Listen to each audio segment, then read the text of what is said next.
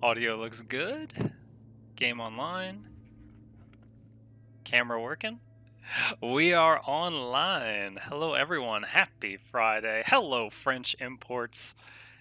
And welcome to another stream with your charming, self-proclaimed yet still humble host, Muckluck. Hope you all had a good week. Yesternight we finished, I meant to say yesterday and last night at the same time. You know what? Yesternight. That's the thing now. But we're doing that from now on. Intentional. Yesternight we finished Grim Dawn on the single player with added veteran difficulty, which allows us to step into elite mode before ultimate. And there was one quest we didn't finish in the normal veteran mode, which required another key, which required another chthonic blood, which we didn't have. So I figured just play the next difficulty till I get a blood, then I can go back at some point and finish that. But one thing we can do is some crucible. Crucible is essentially a Thunderdome.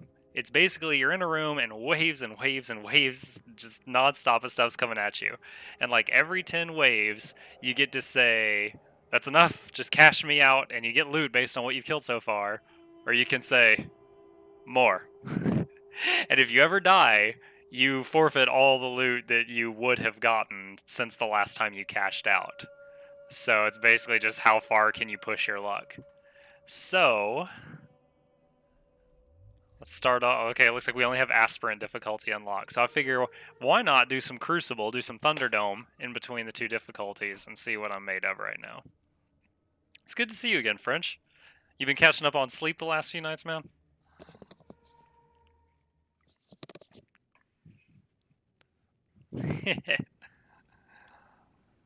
Oh man, I have not been in this room in many months.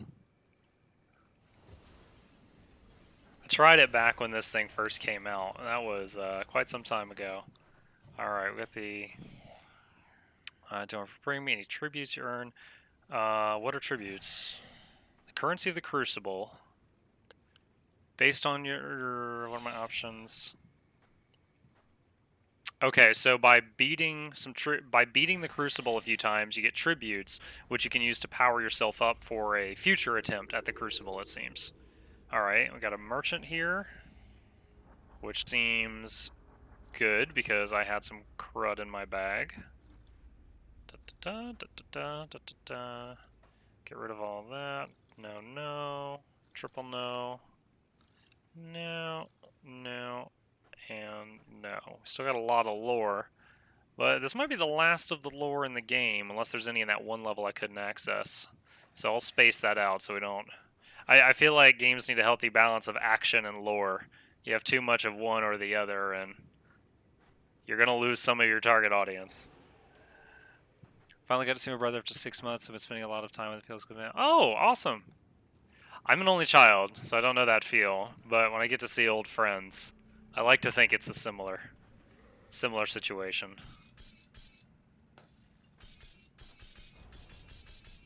Alright, put all that in the bank.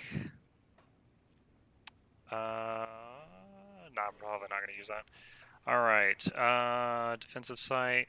Oh, that's right, you can use currency from previous Crucible runs to kind of build... It's not really tower defense. If you look, this room it's really small, but you can build a couple of static defenses to help you. So what is this? Yeah, it requires tributes and iron bits. Okay, how do I start this thing? Probably talk to the master of the Crucible. I've seen your potential. I'm intrigued. I've summoned you here to battle for my amusement. I'm ready to begin?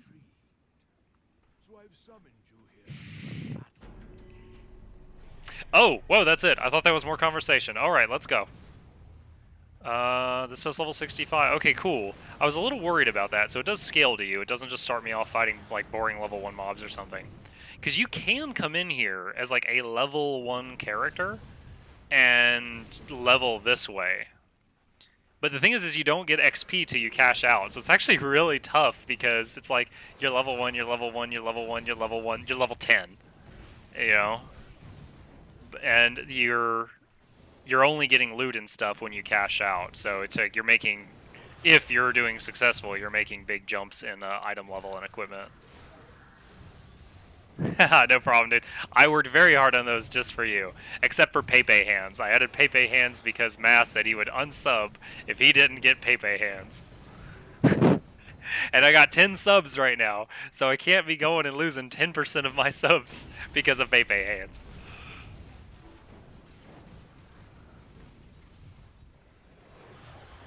Okay, we got a big score multiplier.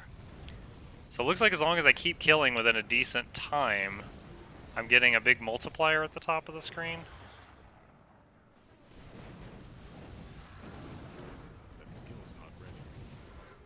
Oh, that's right. I picked up the Frailty Curse last time I played due to Cummer's... God, that sounds terrible. K.H. Cummer's advice. And I don't regret it at all. It's been great, but I'm still not in the like muscle. Oh, ow, ow, ow, ow, ow! I'm still not in the muscle memory habit of using it.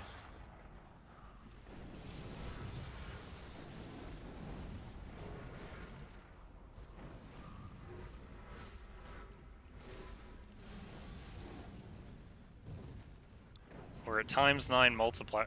Oh, oh, we were down to 7 seconds. So you got to clear the room within a timer. What is that drum? Oh, there's a skull on the map. Is this like a boss wave?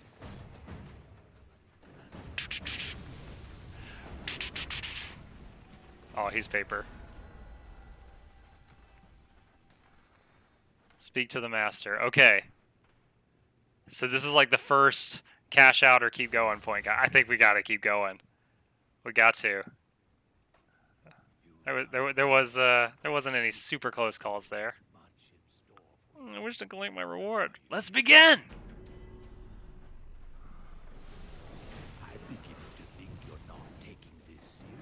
I am taking this so seriously, Master of the Crucible, you don't even know. Thing is, some of these guys just sit back in this ether fire and just launch crap at you. Which is unacceptable, really.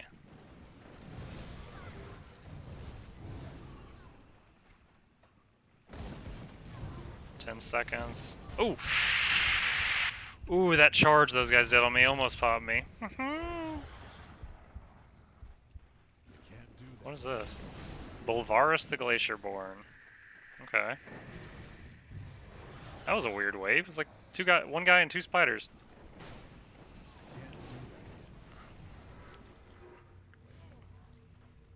Those charging things are truly the scariest thing for me.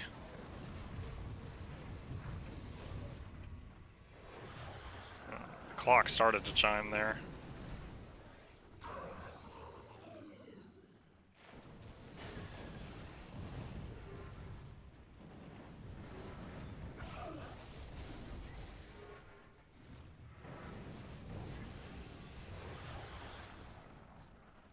Still got our ×10 bonus.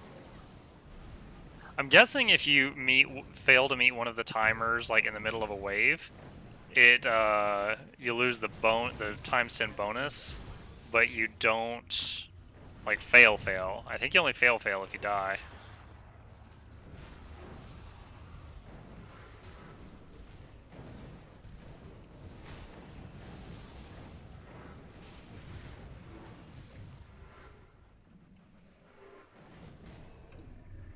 Oh, come on. Oh, down to the wire on that one.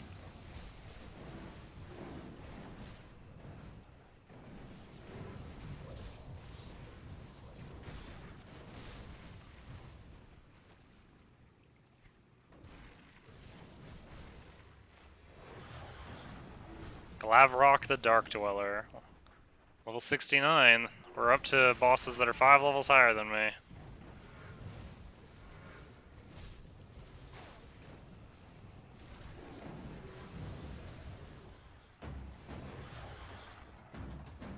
There's that beat.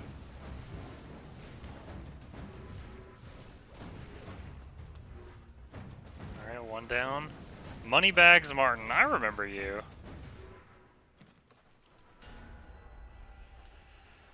Hoo. We're at wave 20. I'd ask if we were going to cash out or keep going. But I think I know what people would answer. Let's go!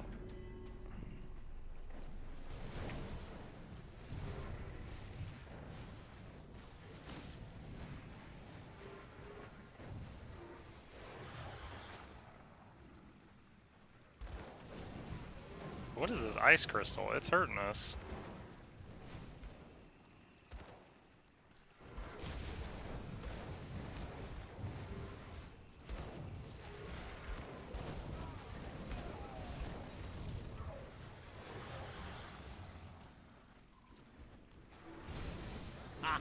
Grand Vizier Lazakal. What is that? Who's laughing at me?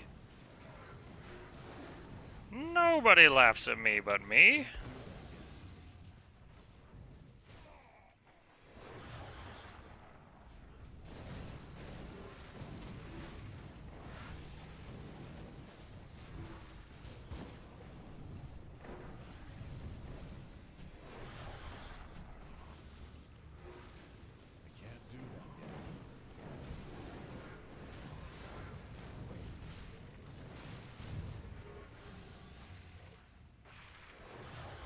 Wave 26.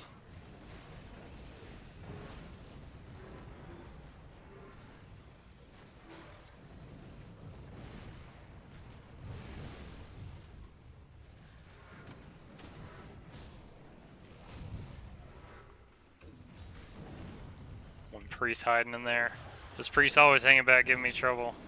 So now it's timers.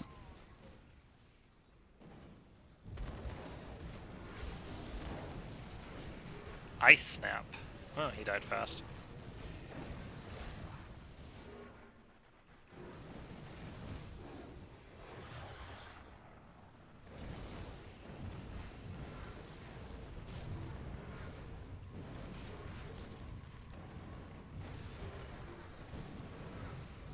Frosthide Chilltusk.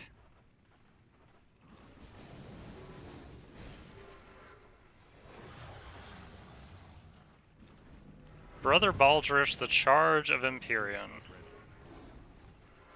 Okay, well, he died easily enough. His name was longer than his lifespan. Oh, here we go.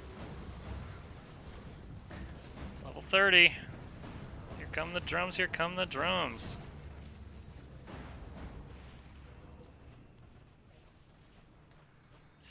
Woo! We actually lost a Bone Boy that time. What is this? Tributes. You have earned 4 tributes. Currency that can be spent on various crystal blessings. Sure, you can earn more than 100 tributes at a time. Can I spend the tributes right now? So, Vanguard Banner. Grants your player offensive bonus stats. Do all these take 5? All these take 5 tributes. Okay. Alright. I guess let's start it. Looks like we need one more tribute to be able to build a tower or anything. Oh, what is this? Shattered. Players have reduced damage and retaliation effects, but armor is increased. Well, considering I'm not doing damage directly, and I don't see a debuff on the pets, I think that might actually just be a pure buff for me. LOL mechanics. That's like my favorite way to play Skyrim, similar to what you guys know me so far, is as a summoner, or an illusionist, or a combination. You know, like mind control the enemy, make them fight each other, turn invisible, summon stuff, and hang back.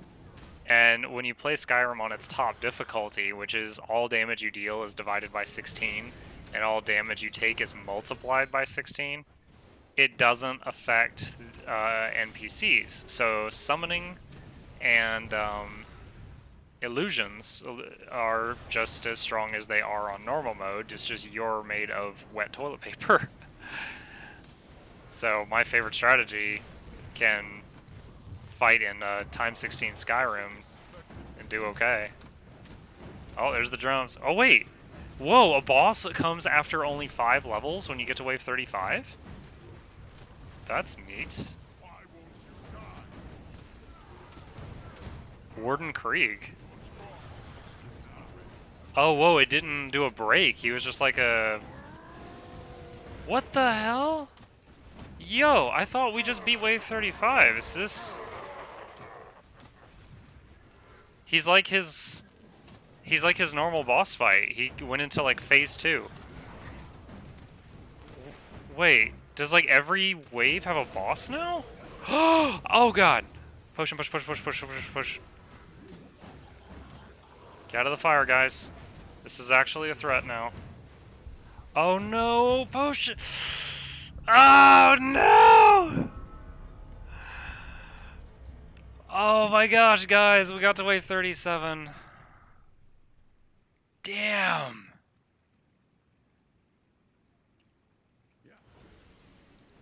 Okay, that's our first attempt. Wave 37 is the first attempt, and that guy filled the room with poison, and there was nowhere to go. Alright, I thought we didn't get access to the treasure room if we died. Apparently we do?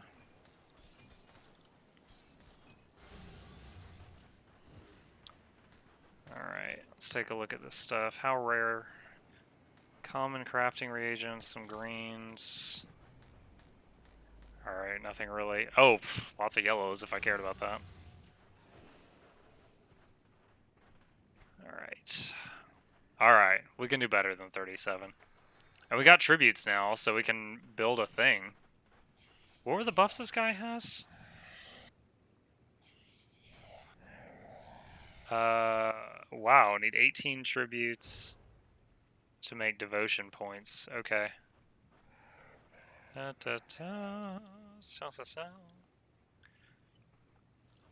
Okay. Take 2. I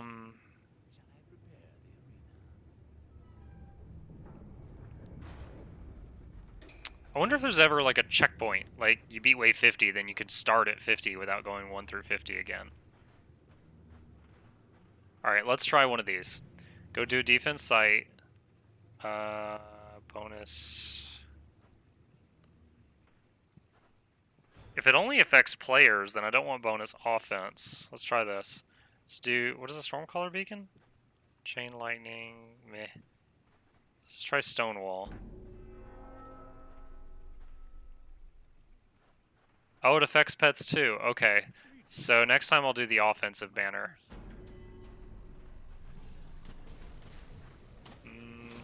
Not a very long range either. What a bloody display.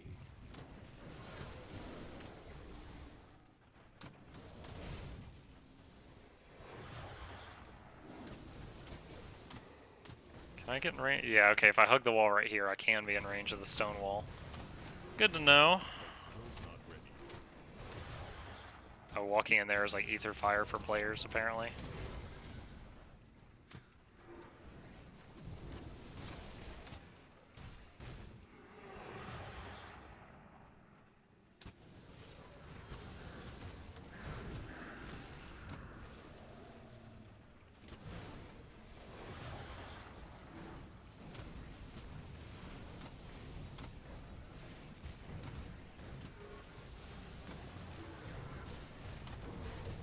Times 5. Times 6. Can't do that yet.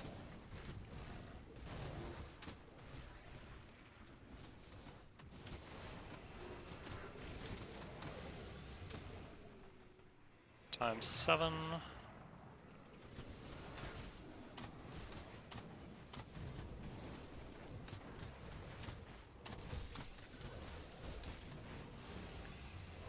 Yeah, I don't know about later, but right now that banner is not very useful because I have to move around too much to get to these guys before the timer would run out.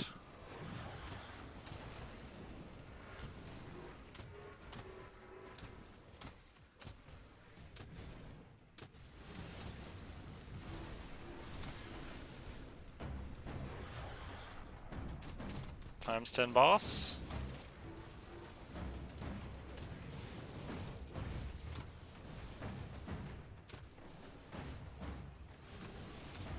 Ancient Shambler. Looks like maybe the bosses are the same each time. That skill's not ready. Let's go! I don't need a break.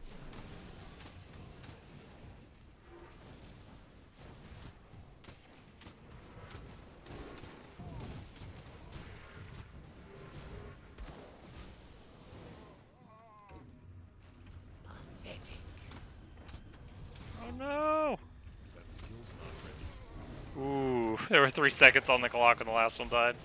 Almost lost the bonus timer. That skill's not ready.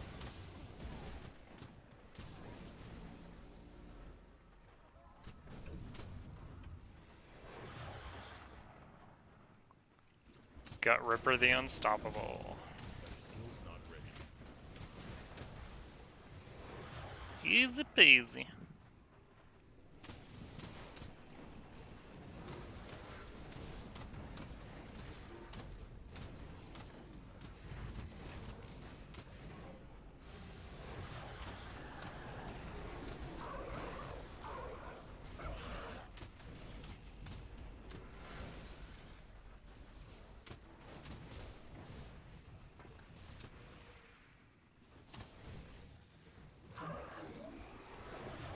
Alright, wave 16.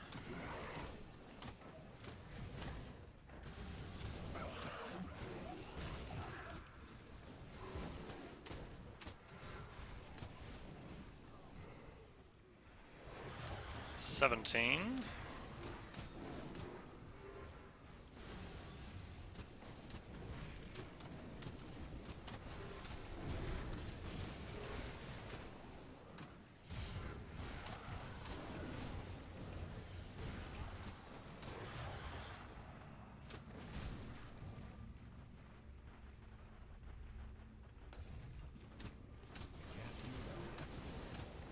Leander Blackwater Green, another guy whose name was longer than his life.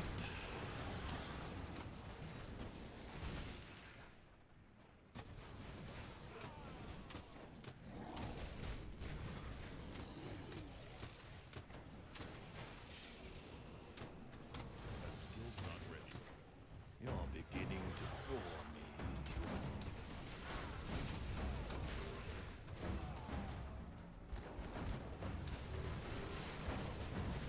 I'm actually really looking forward to getting back to wave 35. That was fun, having just boss. So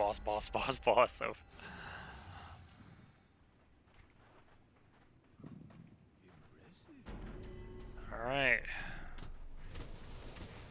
Wave 21. Getting back up there.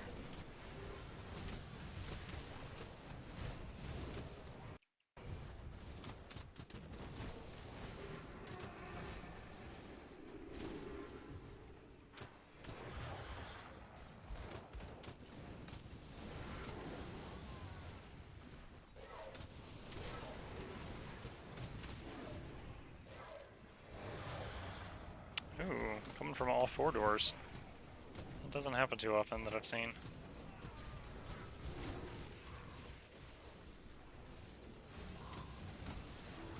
Hiveguard and Noxus the Tainted. That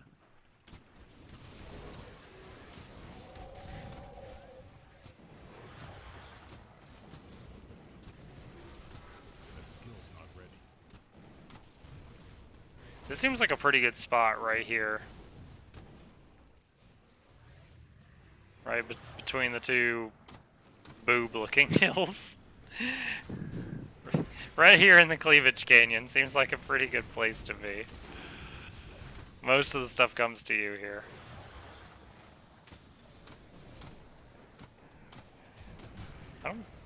Which of those things did the poison? That was nasty.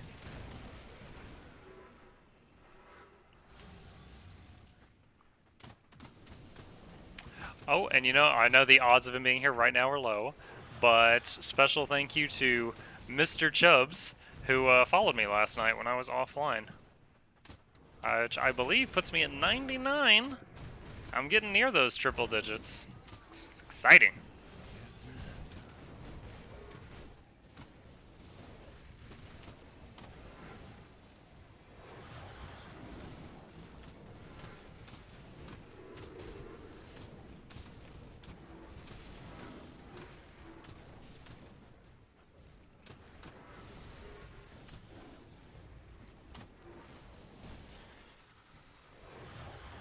Level 29, y'all. Almost to the next boss. Brother Handrick. Da-da-da-da. Da-da-da-da. Da-da-da-da-da-da-da-da-da-da-da-da. Da da da da. Da da da da.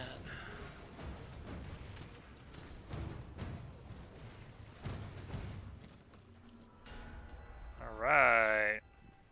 Level 30. I can't do that yet. Yeah. All right, quick drink.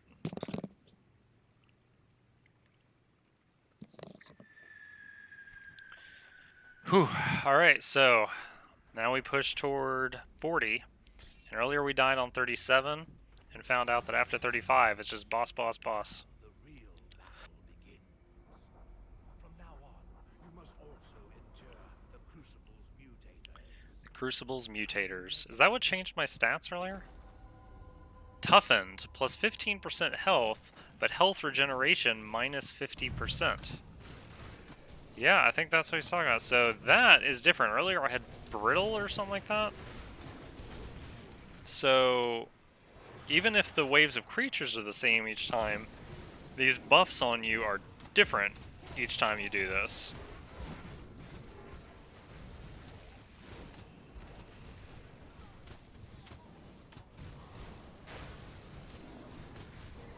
I haven't seen such a sad display since Ulzuin's betrayal. Rude. I don't even know who that is.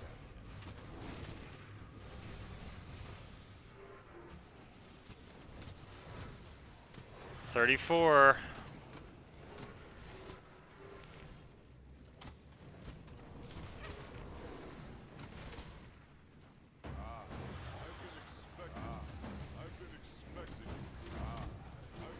Why does he keep saying, "Oh, I've been expecting you"?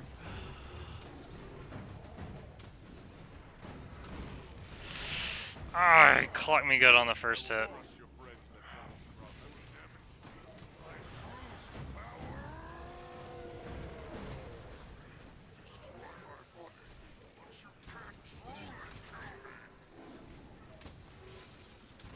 Did I get him?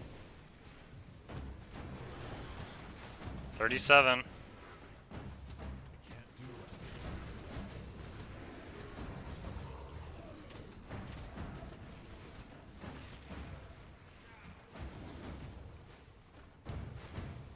That skill's not ready.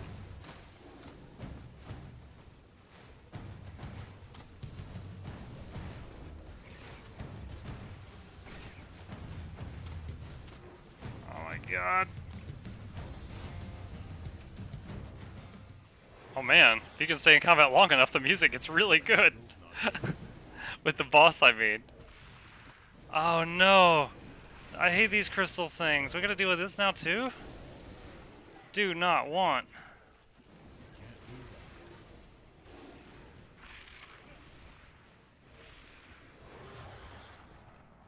Okay, looks like they fade. They're not permanent. Halothin? How? That's smarted. That skill's not ready.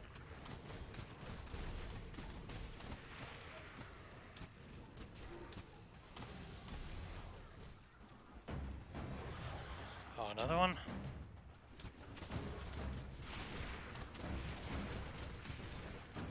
Oh, whoa, that guy almost got me.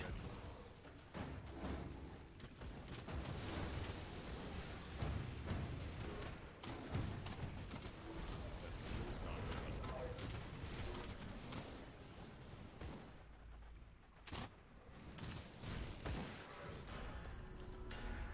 ready. Oh, level 65, guys. We can use the gear we've been holding on to in the bank. Oh, yes. Alright, Empowered Dread Guard. I think there was something else. Is it this? I think it was this. I think it was these pants.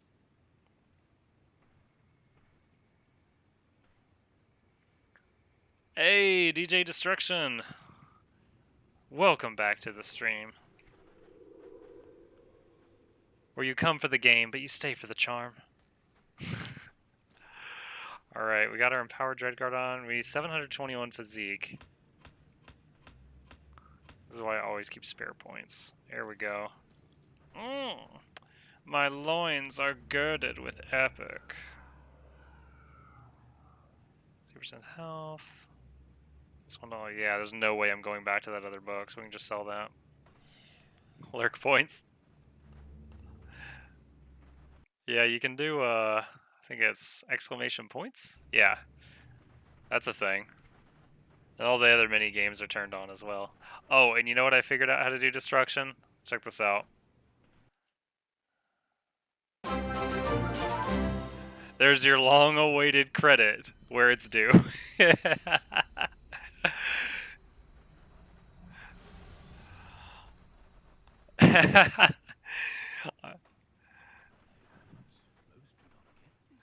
Been saving that for you. Alright, wow. So level 30 to 40, that was quite a challenge. So I can cash out now. Or hit let's begin. The thing is, I think I don't get is earlier when we died, we got to go to the treasure room. So do you get to go to the treasure room when you die, even if you cash out? Or even if you don't cash out? I don't understand. Next time we eat it, I'm going to try to get a clearer understanding of the rules from this fella. No problem, man. There's also some other fun games that are turned on right now, like Heist Free-for-All Challenge. I think Heist is the best one. There's 4, though. I can't remember the 4th one. Alright. Let's see if I'm about to eat it, y'all. This is the furthest I've been. Wave 40. Let's begin! New mutator active. Time warped. Minus physical damage, plus casting speed, plus skill cooldown reduction. Well, since I don't directly do physical damage, and the buff isn't on my pets, it seems like a pure buff for me.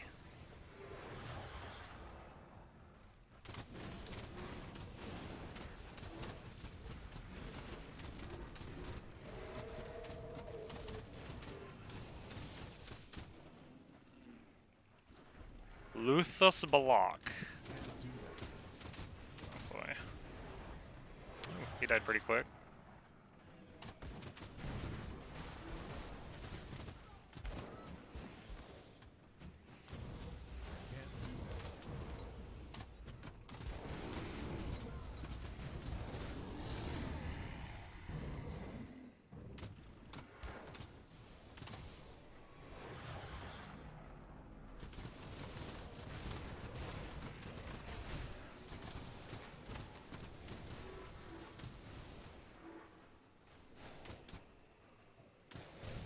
Nice. Yeah, I've really been getting back into Clash since the Town Hall 12 update. Oh, the drum solo just started again. There's a boss coming. Oh gosh, something here throws nets. I don't know which one it is, but something here threw nets on me. Great. Ah!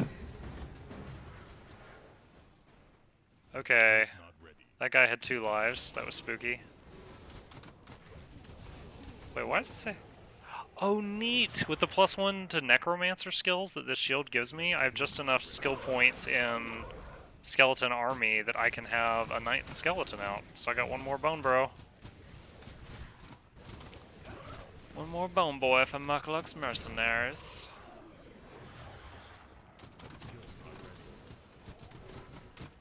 Got some gargoyle looking things now. Oh, I just realized when I leveled to 65 I didn't use my skill points, or my talents. Whatever they may be called. There's those drums again. Oh, we got a couple of name guys in this wave. Curse of everything.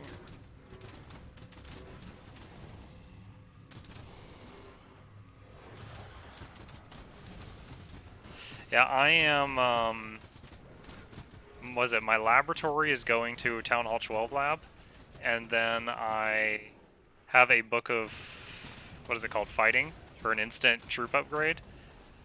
And I finally have all my elixir storages upgraded to Town Hall 12 levels, so as soon as the lab finishes, I'm going to instantly do a Electro Dragon max level upgrade.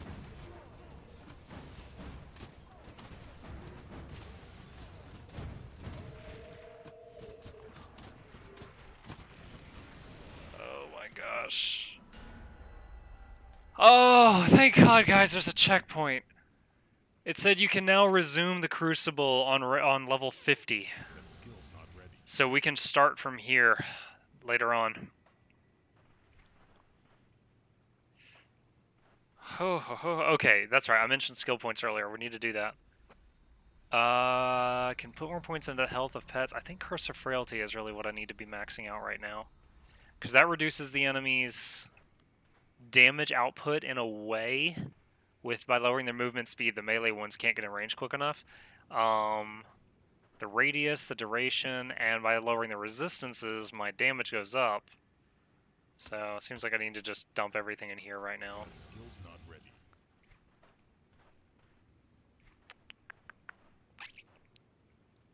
I'm waiting on some cooldowns, so let's go ahead and knock one of these out. Last night we were reading the... Oh, I guess there's no more pages to that. The Journal of the Mayor. I guess he died after page 2 of that journal. I didn't realize that. Alright, note to Amy Brannock. My lovely Amy, I have no hope that this message will find its way to you, but it offers me comfort to lay out my final thoughts to you. I still remember the look on your face when you discovered you were with child, how you thought you could hide it from me all those long weeks. There was no hiding it, the joy was written all over your face. I will cherish that memory to the last of my hours. You must forgive me, my love, for I will not be returning to you. Something indescribable has happened in the city. There are so many people dead, killed in fighting that broke out overnight. There are other things, unimaginable things, terrors that roam the city, hunting people down and slaughtering them where they hide. I am told there is no way out of the city now. The gates are barred and the bridge has been raised, but there are still people here, Amy, people I can help. I beg your forgiveness. Should these words reach you, I implore you to leave this place behind. Leave the farm immediately and never return. I fear that whatever happened in Malmouth will spread beyond the city's walls. Move swiftly and speak to no one. You must save yourself and our child. Find a place, a hidden place, and raise her well. Wherever you go, Amy, if I may make it out of this place, I will find you, I promise. With all my love, Ariel Brannock. What a white prince. Alright, and with that last Blood of the Drig, our Bone Bros are back to full health. Alright. Oh, we can now begin on level 50, y'all. Let's begin. New mutator active. Ignited. Burn damage over time. Minus cold resistance. Wait, I don't understand. Am I doing burn damage or taking burn damage? It just says burn damage. My life's not just... Ow. My life's not constantly dropping, so I'm inclined to think I'm dealing burn damage?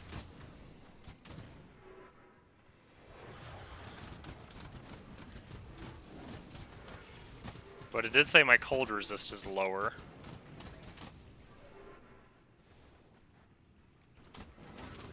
It's easy enough to... Ooh. Venarius the Backbreaker.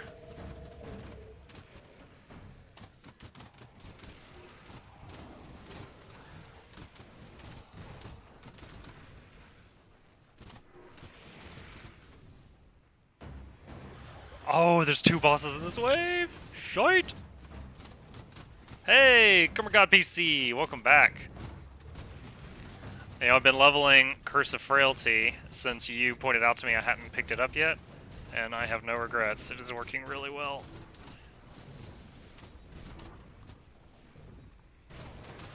You know, I fully intended to do a Grim Tools thing today for you, but I never had the time.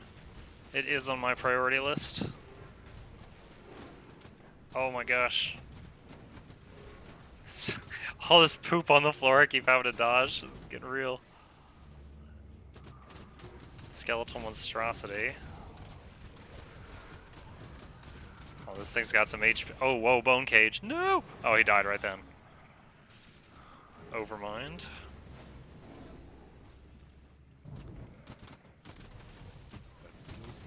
Alright, we're actually going to use the aura of our banner now for once.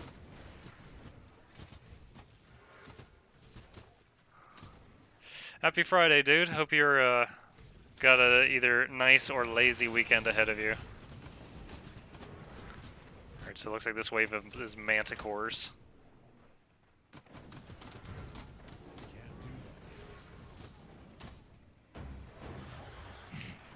There's the drums. Ow! Shh! shoot. Potion, potion, potion. Oh my gosh. I have no way to heal myself. What the f... Ow. Okay. Pusquill the Hoarder? Fighting rat bosses? Okay. 2 rat bosses down. Kill the bone back. Get this one, get this one, get this one.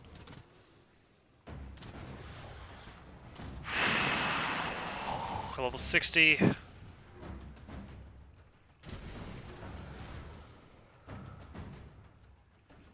Malkadar, Champion of Death's Vigil. Wait, Malkadar? I totally brought him back to life. I bet you can't fight that guy as a boss unless you're, unless you join the, what is it, the Paladins, whatever they're called, Kaiman's Chosen or something. So he's not a boss I ever fought in the game. Drink of water.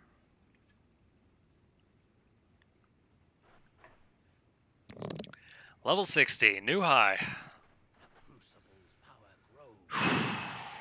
You must endure 2 mutators. Exposed, minus armor, corrupted, minus ether resistance, plus chaos resistance. Are chaos and ether opposites in this game? I never picked up on that, if that's how it works.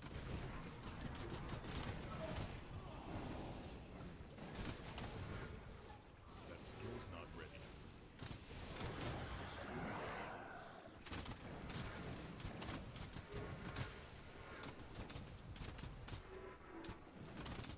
Fighting undead and bugs and bees.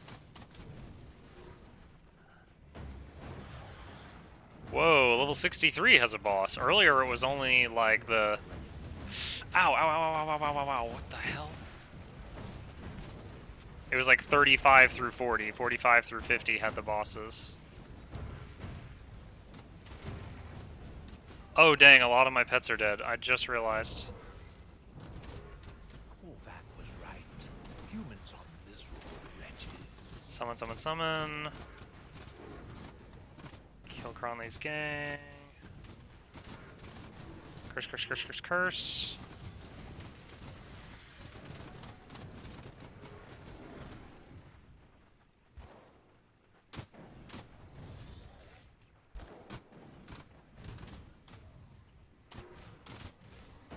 Oh, those are the guys that throw the nets. Oh, there's a boss.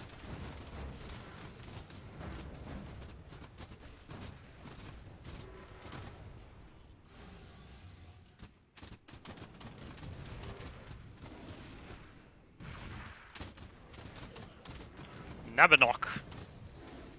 Nabinok down. That skill's not ready.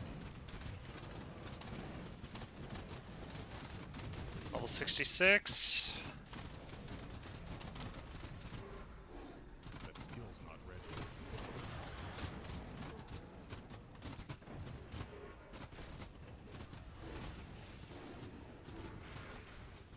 Ow, ow. That guy hurt me a little bit. Oh, we just lost 8 of the Bone Boys. Oh my gosh.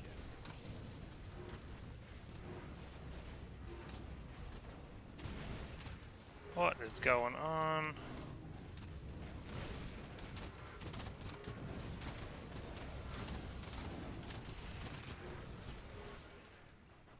I can't do that yet.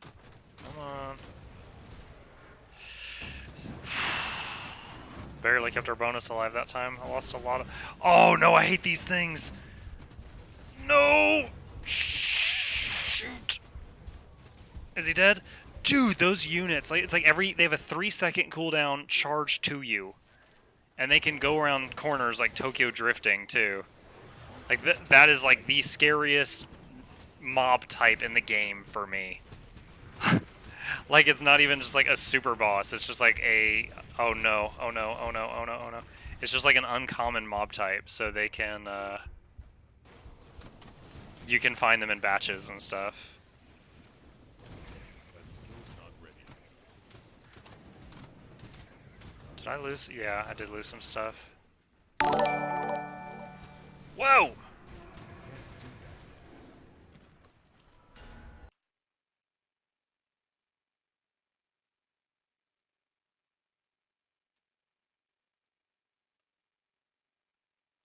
Is that for real?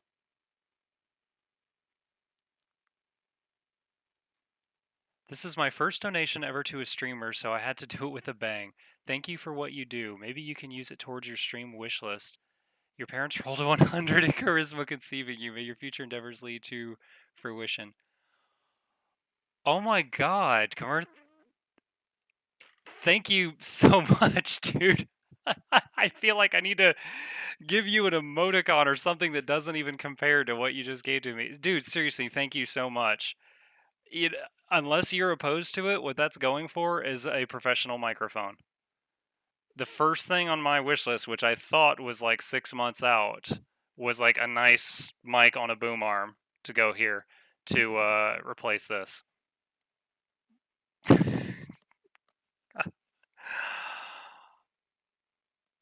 Thank you. That's the first donation I've ever received, and you sure as hell did it with a bang, my friend.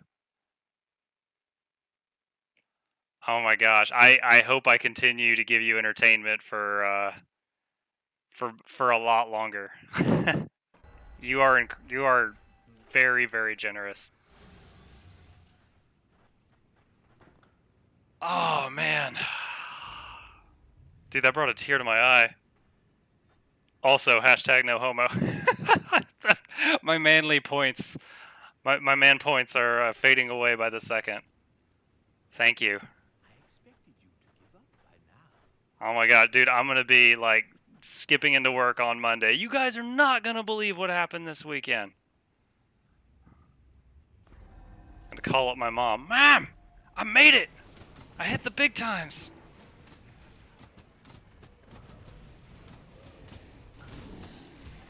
What did you miss? Comer God PC just made a $100 donation towards me getting a professional microphone. And he said some very nice things.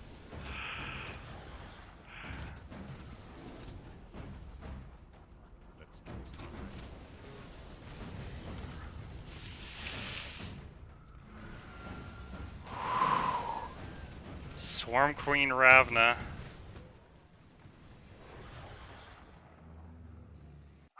Oh, I can't even look at this when it's paused. I was so... I'm still, like, super emotional about that. Tainted, player is slowed. Crippling, minus attack... So minus movement speed, minus attack speed for the next 10 waves. That's what I've got right now. Who did we lose? We lost the Hellhound. I know.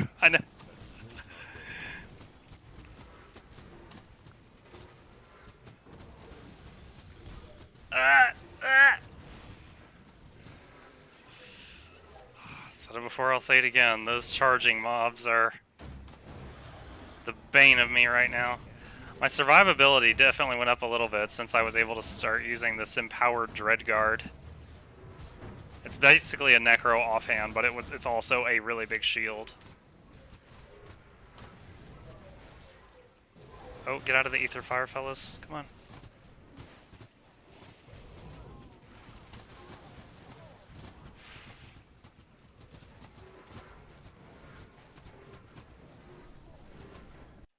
He's been watching on your channel through Rise Forge, just last hour was slow.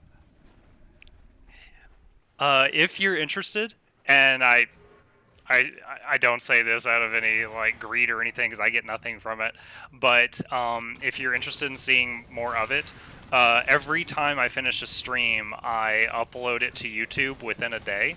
And the YouTube channel, everything's divided by playlists. So there's like a Grim Dawn Summoner playlist, there's a Divinity Original Sin 2 playthrough playlist, so on and so on. So if you ever want to watch a stream you miss, if you're that entertained by it, you can find it there. Because I'm not a Twitch partner yet, cross fingers, maybe someday, they don't stay on the Twitch channel for a very long time, but I keep them all archived on the YouTube channel, as well as any other, custom work I do that's not just a recording is also there.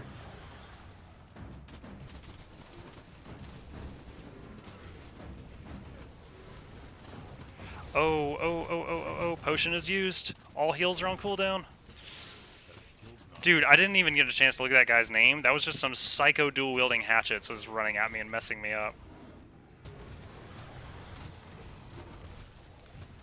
I don't really like being in this bottom right corner, but there was so much ether fire in the middle of the room I couldn't move around very well.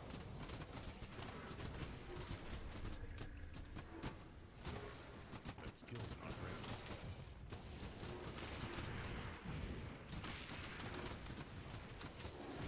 ready. Chthonian Unraveler.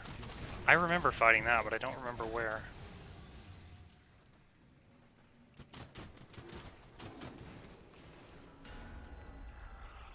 Whew. Alright. A lot of our pets at half health. I want to hit Blood Adrig a few times before I start the next one. That skill's not ready. Let's do a lore note while we wait. To shatter a city.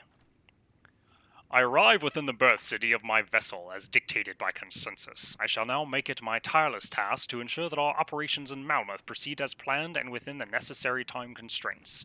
This vessel will prove ideal in the city's downfall. He was educated in the capital at the behest of his wealthy family with powerful connections among Malmouth's elite. He lacks all pretense of society or compassion, devoid of empathy for his fellow man. All he craved was knowledge that others would shun or find sickening. To encourage such crude pursuits was only natural, and now he is mine.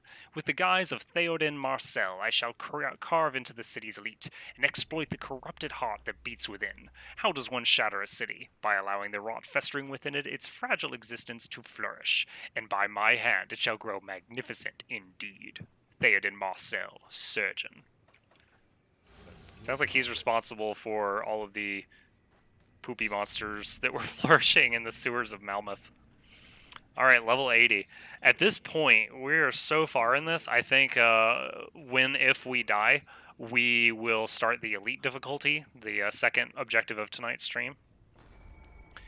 Because, what is this? Exposed, minus armor, plus cooldown reduction, time warped, minus physical damage, plus casting speed, and plus cooldown reduction. So the main thing is I've got less armor right now. That is a lot of poison over there. Get out of that, fellas. What? Okay, those are just like normal mobs. They were just making layers and layers and layers of poison.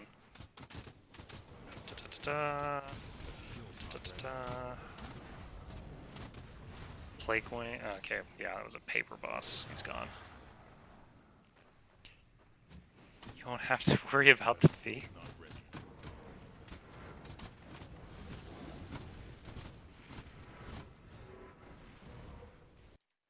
The fee? You mean like the Twitch fee? Is that what you're talking about? You're my first donation, man. I'm learning. Oh shoot, I almost got popped.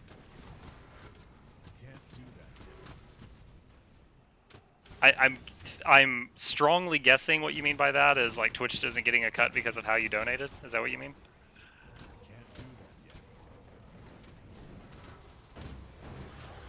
There's the drums on 84. After like level 50, the levels that the bosses come are in no discernible order. Guardian of Dreeg. Hey, I've got Dreeg spells. Correct, there was an option to pay the fee. Gotcha. You're a very, very generous person.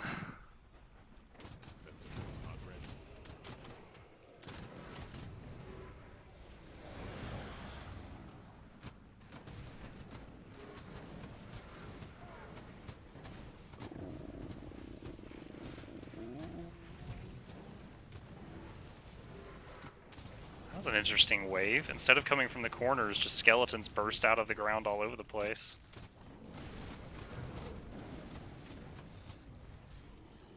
One thing I still don't know about the Crucible is if you cash out, do you get more loot than if you die?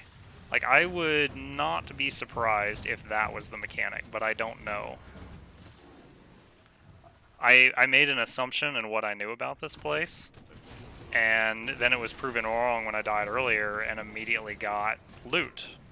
So I don't know if you just get more loot when you cash out. Oh, the middle chest won't spawn if you die. Okay. Well, now I know. Well, there was a checkpoint at 50. If there's one at 100, I'll probably cash out then. if I get that far. Oh, oh, oh, oh, oh, oh, oh, oh, oh, oh, oh, oh, oh, oh, oh, oh. Personal space. Curse of frailty everywhere.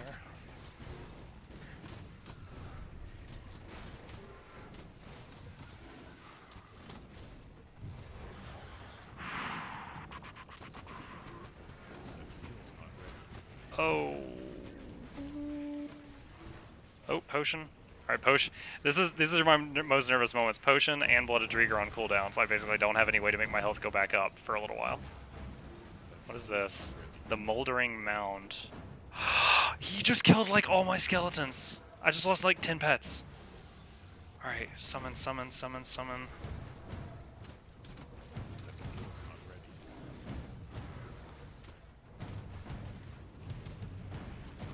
Oh, this is the most we've heard of the boss music to date.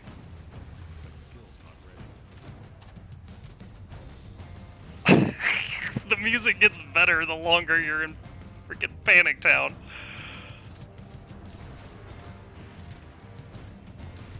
Potion. Skeletons are all dead again. Oh my. Summon all the non-skeletons back. Using our first mana potion of our career. Ah, dang it! Oh my god. What level was that? 89. Oh my gosh. Dude, that guy was no joke. He was just like, plat, 9 skeletons dead. And then I resummoned everything, resummon. Blah, they're all dead again. Alright, so got 5 chests here.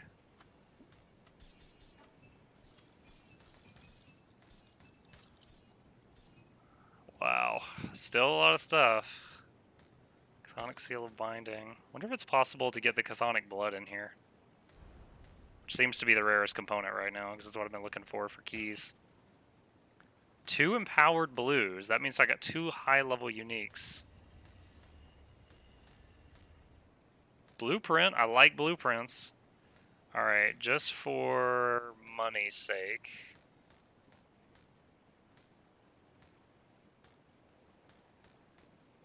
Ah, that's enough, that's enough. I don't want to make people watch this for too long. Primal Instinct. Oh, +1 to all skills and Shaman.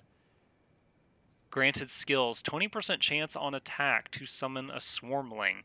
5 summon limit. Oh, that has the makings of a cool build. Have like a melee Shaman and basically 20% chance on hit of summoning a free pet. So as long as you got going, you'd have like 5 free pets with you at all times that you're constantly replacing, which effectively constantly full heals them. As long as they don't have like a long summoning animation, it would be really cool. Powered Final March. Awesome, but not going to use that because it doesn't have any pet stats. Sell that. Sell that.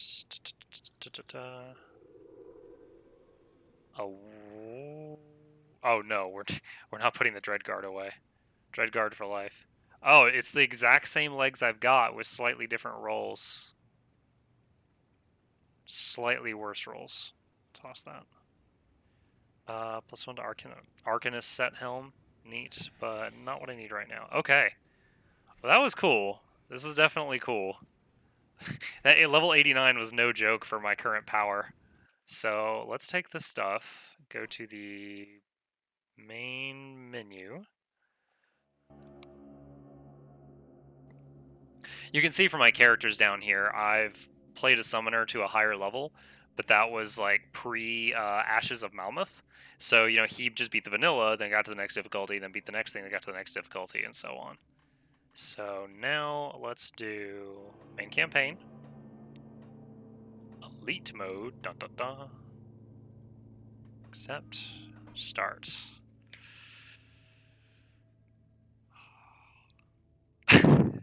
Dude, Khmer, when I heard the noise for the donation, because I've never gotten one, I thought I'd gotten another follower, and I was like, oh, this might be the 100th follower. I could make a big deal out of this. And then I look over, and I saw it, and I was like, am I misreading it? And that's why I just stared at it for like 20 seconds, just jaw hanging open. Have a good night. We'll see you Sunday. Tomorrow we'll probably be too busy watching. Maybe your PC specs are perfectly leaving word now. Okay, dude. Yeah, sure. Talk to you later. I look forward to seeing you again. Drawing breath, I see. Alright, I will fast forward the conversation more than I did on the first playthrough because we were very in-depth with the story earlier, but we don't need to go that slowly this time. I can't do that yet. Set the pets to aggressive. By default, they're on like a defensive mode, so they will attack things once you get hit. They won't like seek out the attacks. You're not looking for the bodies that you will need. Oh, I guess on your next playthrough you get to immediately go through the gate. Just accept all the quests. Let's put this stuff in the bank.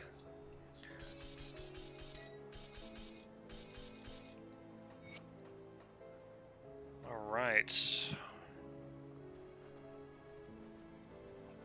PC specs and peripherals. I'm gonna make a note of that, friends. Give me just 1 second to...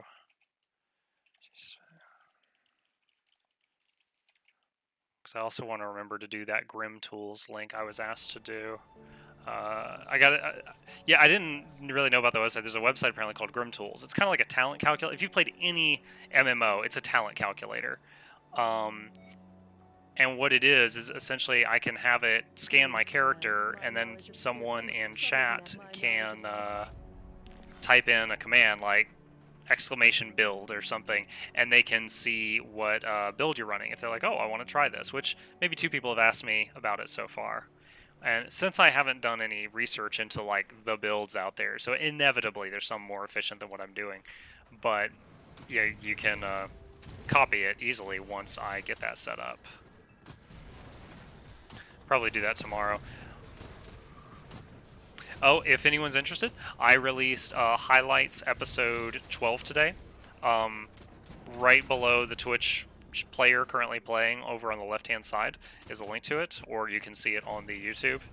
If you like me when I'm at my absolute funniest, you would like the Twitch highlight videos because they're basically a compilation of me in my best moments.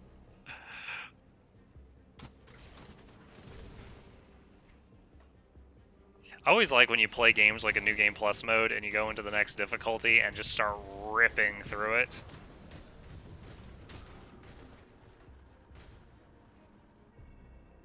Like, the stuff is scaled to your level, but you can still kick its butt because it's like slow zombies and stuff.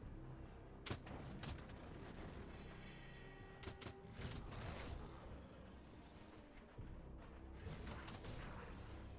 skill's not ready.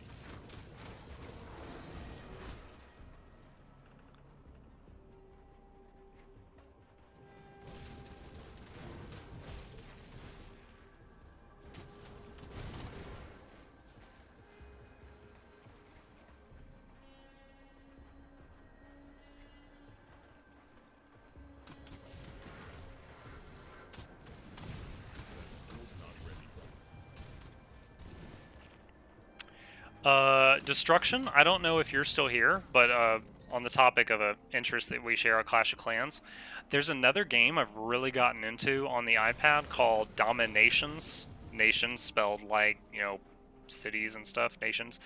Dominations is basically Clash of Clans, but some of the mechanics are different. Like, you start out in the Stone Age, and then you go to like the Iron Age, the Bronze Age, the Renaissance Age, the Medieval Age, the Gunpowder Age, all the way up to the Space Age and the Atomic Age. Like, so instead of like a new Town Hall level, they make new ages, and it's been really fun. After like Town Hall 4 or whatever you want to call it, you choose a nation to represent. And like if you say the nation will reskin all of your buildings. It's like a Japanese nation is recognizable on sight than rather than over a British nation, even though they both have archer towers, cannons, you know, the usual types of buildings. But you can tell thematically like what nation they are once you recognize it. Barag the Bloodied. But it's like if you choose British, your archers get +1 to range, making them where when they're positioned right, it's like Grenadiers and Boom Beach that they'll outrange defenses. the Germans get like it's this kind of like anger boost. It's like if they win a multiplayer attack, the next multiplayer attack, all their units have plus 10% damage, and they can chain it. And just there's like 8 or 10 different nations you can play, and then the buildings themselves are really fun. There's a similar mechanic to Clash where like when you, it's like if you destroy all of the gold buildings, you get bonus gold. If you destroy all of the food, instead of elixir, it's food buildings, you get bonus food. If you destroy every defensive structure, you get to keep all surviving troops. So if you find someone you can attack, but they're like way beneath you, but you're like, I don't want to waste this expensive army on this guy, but again, they're way beneath you. If you stomp him hard enough, you get to keep the army and just go again. So it's something I've really enjoyed playing, but I don't know anybody playing it right now.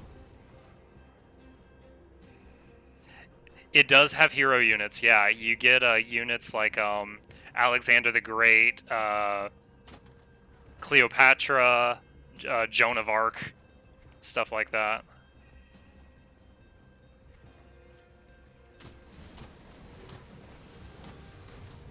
But it's interesting because when you go through the ages, like you start off and like the archer is like a dude with a sling and a stone and like a loincloth, and then it becomes like an archer, and then like a better archer, and then an archer with like a recurve bow and a compound bow. Then during the gunpowder age, it becomes like a dude with a rifle, like or like a musket, you know, and then he gets a rifle, and then eventually it's like a green army fatigues guy with a machine gun. The melee unit, you know, like your barbarian, it's like a little guy with some kind of melee weapon up until there's guns everywhere, and then he's just a shorter range archer, but he's still got the hit points of a barbarian. Because who's still using melee weapons in the gun age, right?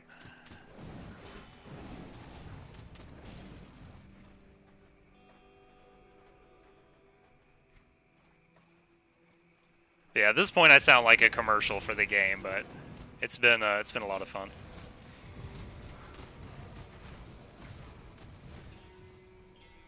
Faldus.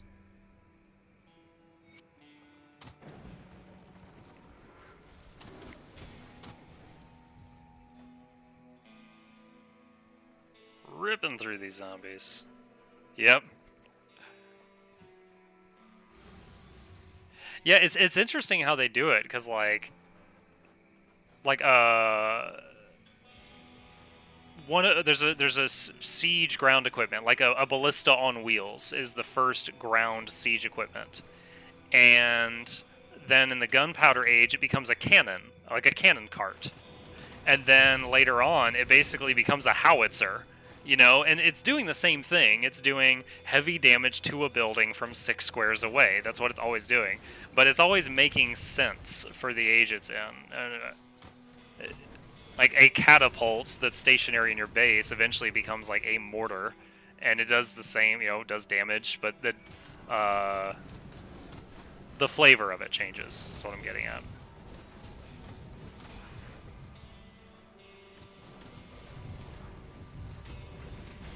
Oh, we lost a bone boy at some point. Or I forgot that I can summon 9 of it. No, because I summoned them 3 at a time. I had to have had 9, and then I got kicked down to 8 at some point.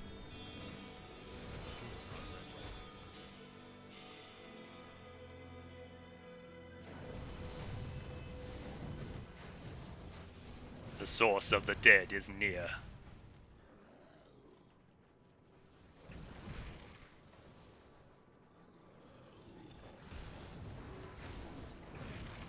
Alright. This guy's probably going to be easy peasy, but he's got a lot of health. I'm in no danger, but he's got a lot of health. Wow! He dropped 2 high-level unique items. Empowered Leander Green's hand cannon. 10% chance on attack to fire a Molotov cocktail. Imagine just bang, bang, bang, bang, funk, big flaming bottle comes out of the gun barrel. Empowered Worm Claw. Plus 97% to pet fire damage. Basically, the Hellhound. If I didn't have this awesome, awesome shield, equipping this essentially doubles the strength of the Hellhound.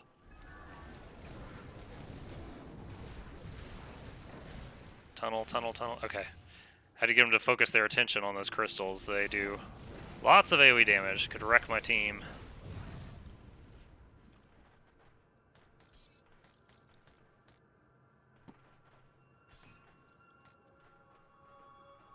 Okay.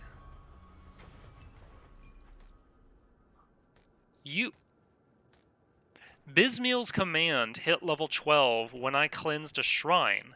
That means cleansing a shrine gives devotion experience? That's completely new information, guys. Like, no idea. Alright, once again, I'm putting points into these as placeholders, because respecking is super cheap in this game. It's better to spend a skill or a devotion point and then move it later, rather than to have it sit unspent.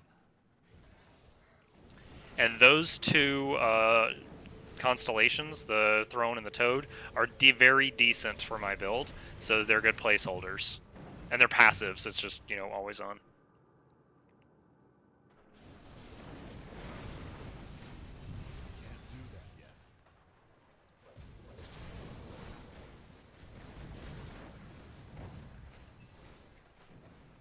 Oh, that circles back to where I've already been. I don't need to go that way.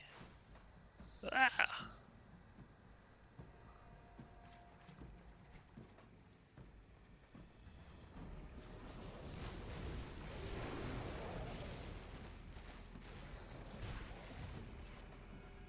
Oh, star on my map. Oh, this is that lady's brother.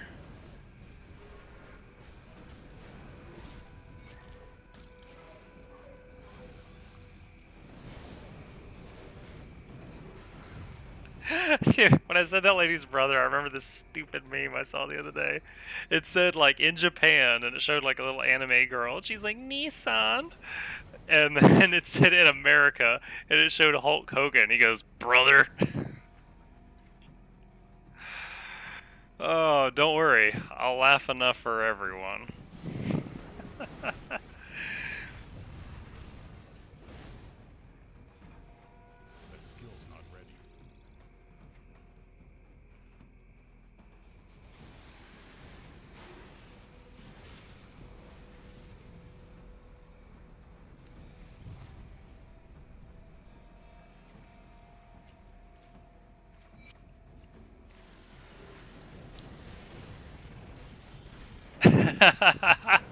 Thank you, Shinforce. I'm glad someone out there has good taste.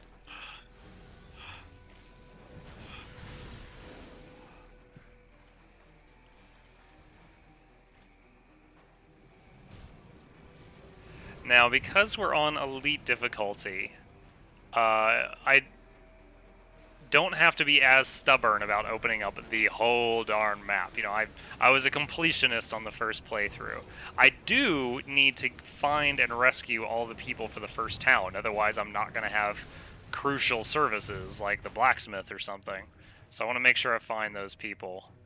But later on, like, I was being very thorough with opening up the entire map before. Don't have to quite be that much. Team Spock, thank you for the follow. I think you're number 100. I think you just pushed me into the triple digits. Thank you very much. I'm glad you're enjoying yourself enough that you hit that button. And I now see at least 2 new faces in here, so happy Friday to you guys. Hope you guys have a either fun-filled or very lazy, whichever you prefer, weekend ahead of you. In my case, lazy. I'm probably not leaving the house till Monday morning if I can help it. But that's my jam. Cave entrance. I don't remember what was in here. Was this the rat boss? Yeah, we got rats. I'm married also. I just married a fellow hermit, so wife won't mind us sitting around doing nothing. I get it though. Different spouses, different tastes.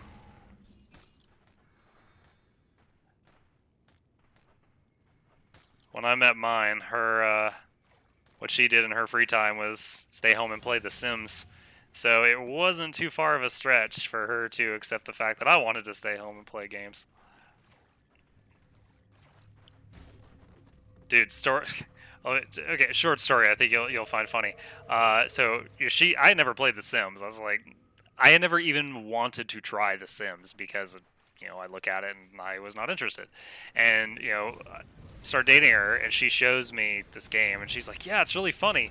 If this guy goes for a swim, I can go to the swimming pool and go to this construction menu and I can uninstall the ladder and then he can't get out of the pool and eventually he dies of exhaustion and I kill him.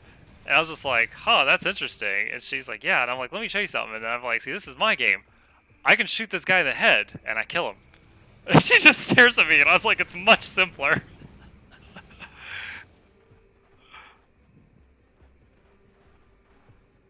Oh, so she's a phone it in player.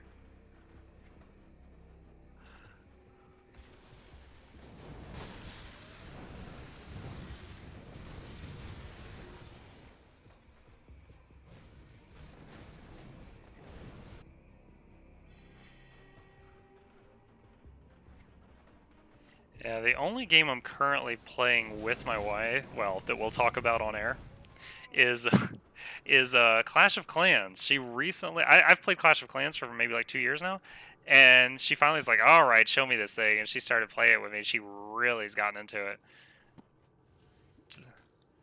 I've been enjoying that a lot. So she'll occasionally like kick the door open and be like, "Send me a dragon," or something like that. All right, we have saved the miners.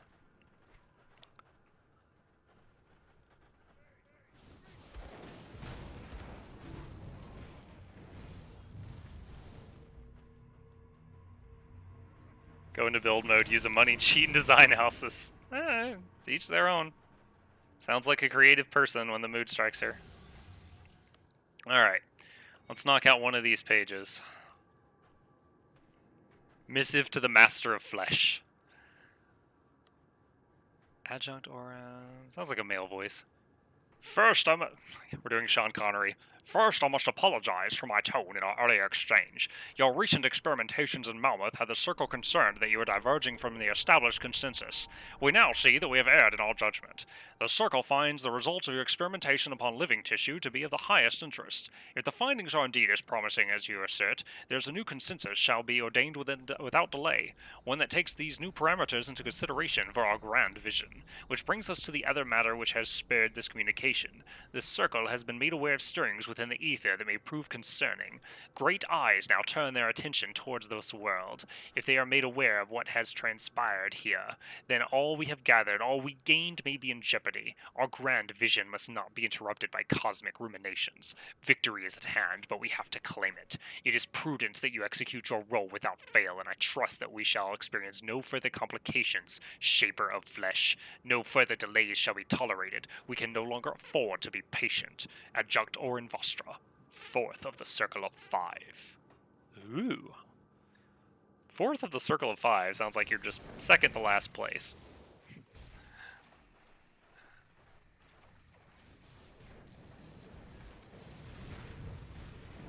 Say polished emeralds. Yeah, I didn't really pick up until just a little while ago that the Chthonians and the Ethereals are opposites in this game. It's like stuff that does, like, if you get set on fire, although you're on fire, your fire resistance is increased briefly and your water and cold resistance is lowered. That makes sense. Thermal shock is a thing. This is coming from me playing Divinity. That makes sense to me. Apparently the same is true in this game for chthonic or chaotic damage and ethereal damage. They're reverses of each other. So it kind of broadens how the lore works a little bit. So it's like you've essentially got two hellish factions both trying to destroy the world at the same time, but they're getting in each other's way.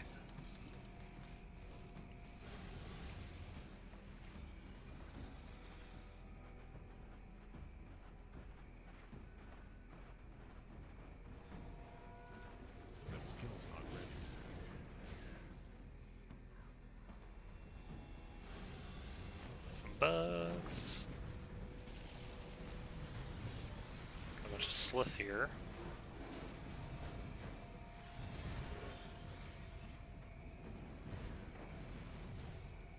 I don't like how many skeleton mages I have now. Let's resummon a few. 3 crossbowmen. Perfect. Absolutely perfect. Went soldier, shaman, and two-handed my way through. My old summoning character pre-Malmuth, when the Necro didn't exist, was occultist shaman, and I really liked it. You know, one obscure move I really liked. Do you remember? I think it might have been called Twister or something. It was a shaman move, and it made this tornado, and the tornado went around and it chased things around and did damage. It was basically like a limited duration pet, but it just did damage to everything around it every second. But like, I could cast it here, and it would zip around this corner and go up here and attack stuff. So I loved almost like having a pet build, but I was also machine gunning out those little tornadoes that would seek out enemies. I think they changed that talent because it used to scale with pet bonuses, and now it scales with player bonuses. So you can make like a Dust Devil spec. Oh, I think that was the name of it, not Twister. I think it was called Dust Devil. Oh wow, that mosquito took like half my life when it hit me. Starting to get to mobs that are actually a threat to old Mucklet.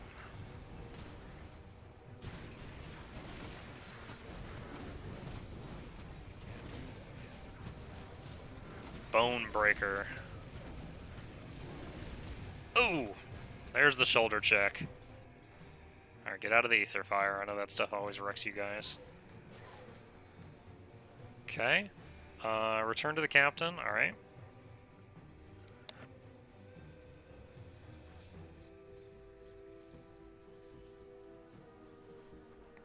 The dead attacks of a creature. Blah, blah, blah, blah, blah, blah, blah, blah. Alright. Like I said, I want to click through the conversations a bit faster, because this is our second time through. Da, da, da, da, da. No, no. Triple no. No wait! I clicked too quick. What was that belt? 21% health, 3% speed. That is an upgrade, and that is just a little bit of an upgrade in every way, shape, and form. I'm glad I double checked. No, no, no. The powered worm claw I talked about earlier. Very cool, but I wouldn't be using it on this character. And I don't even need to check yellows. Okay. Water pump. That's going to mean the Slith dungeon. Blah, blah, blah, blah. Is this enough scrap? I'm carrying 177 scrap. Alright, let's go. Wind Devil, thank you. But yeah, that move was one of my favorites. Just mechanic-wise, it was one of my favorites. I love the stuff that you don't have to precision aim, which says wonders about me. But I loved that I could just like fire it and it would lock on enemies and chase them down. I also had, I think it was the Scorpion tree. I had this attached to Wind Devil. So it was like the Wind Devil would spin on stuff and then proc the spikes from the poison up out of the ground around it. So I had like this poison tornado that was, I don't know if that combination still works because the game's changed a lot since then, but it was a really fun one. The character, though, I never got it to a super high level because I was severely lacking in survivability. Like, I'd summon these tornadoes, so everything would eventually die, but quite often it got to the point where I would die before they would. But it was one of those builds that was a lot of fun while it lasted.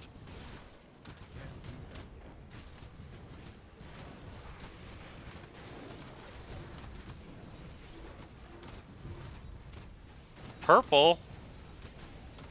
That's like the 4th purple we've seen so far. Oh, I walked into that shot. I was so crazy about the purple still. Invoker's Blaze. 1 to Arcanist skills, 2 to Pednetti's Replicating Missile. 10% chance on attack to put a seal on the ground that does 1,000 elemental damage, 500 electrocute, 500 frostburn, 500 burn. Oh no, sorry, it's a 1 in 3 chance of one of the following. And it's a set item. It's a purple set item. I still need to find out if there's any kind of, like, purple recipes. Like, I'm reminded of in the Incredible Adventures of Van Helsing game, you could take 2 unique items, combine them at the blacksmith, and it would give you 1 random unique. So I wonder if there's anything like that in this game.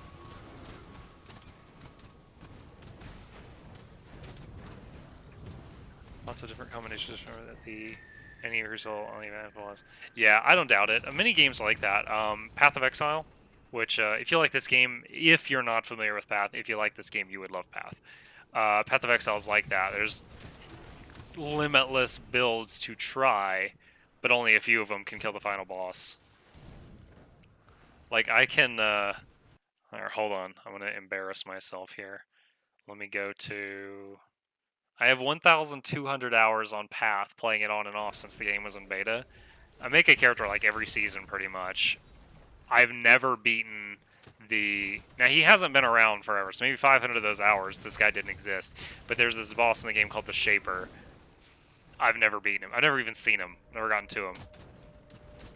Like, the game is that big.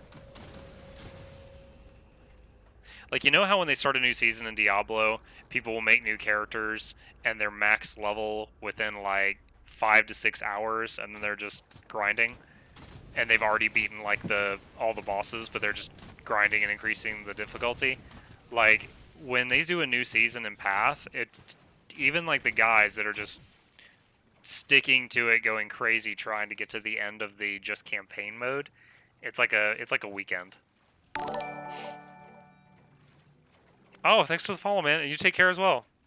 I hope you were entertained. Hope to see you again sometime.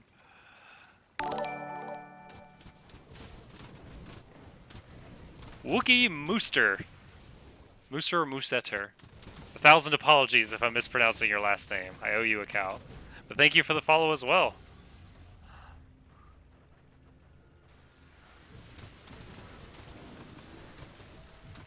And if you haven't figured it out already, I am a chatterbox, so if you got any questions or anything, you feel free to ask. Shepherd's Call, rank 19. I think the max level for that skill is 25, so it is getting up there. Shepherd's Call, this thing right here that I call the Zit Volcano, it's actually a very low level. It's a rank 1 of a poison skill, but I've got it attached to Shepherd's Call, so when that thing hits something, I get a buff right here, this purple thing right here, and it just basically bloodlusts all my minions for like 5 seconds, so that's the reason I keep casting it. Same thing with this glowing pentagram thing. It's a level 1 skill. It's attached to another thing because it procs the other thing.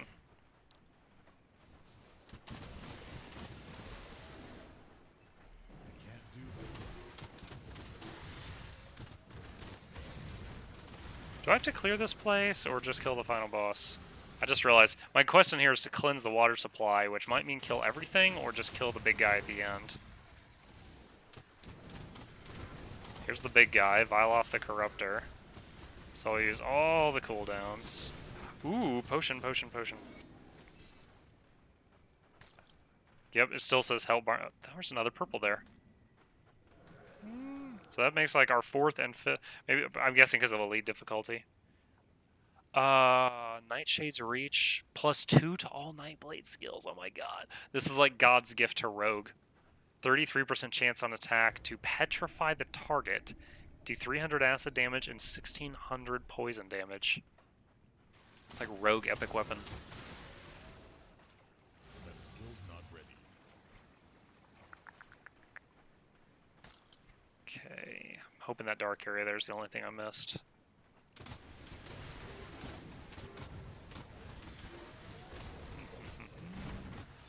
That skill's not ready. Return to Barnabas. Alright, cool. To Barnabas!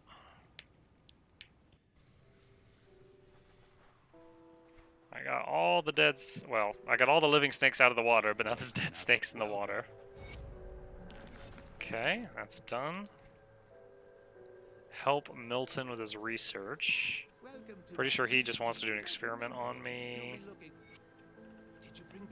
Here they are. 1 skill point. Happy about that. And I'll keep an eye out for your apprentice.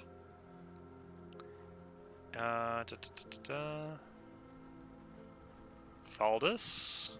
Alright, yep, I teleported him back. 50 reps, scrap. So this is the quartermaster for Devil's Crossing. He sells the reputation-based stuff. I want to see if I've unlocked anything. Shame this game isn't free like PoE. Suck me and I'll give cash in the shop, but I always hate paying without play. I understand. I will say if you enjoy games like PoE, you would get a lot of gameplay out of this. But unfortunately, the Steam sale did just end, so I don't know the next time this will go on sale. Alright, I've got 2 reputations unlocked. Yeah, it's just, honestly, with the whole choose 2 classes, so 10 classes, pick 2, and you can just play 1, but you can play a combination of 2, so right there you got like 40 classes. You got 2 talent trees between them, and then this monstrosity. Your character customization is so high, and I love it. I love it. The more little options and slider bars you give me, the better the game is, in my opinion. I've heard good things. One of my you've proven yourself. Follow the road north through right. Yep. I will. Alright, so we have 3 skill points. I think I'm going to dump them all into Curse of Frailty, which is helping our damage output and our defense. Because it slows them, cripples them, and makes them frail, which so they do less damage and take more damage. So it seems like a win-win, as long as I get it off before they one-shot me.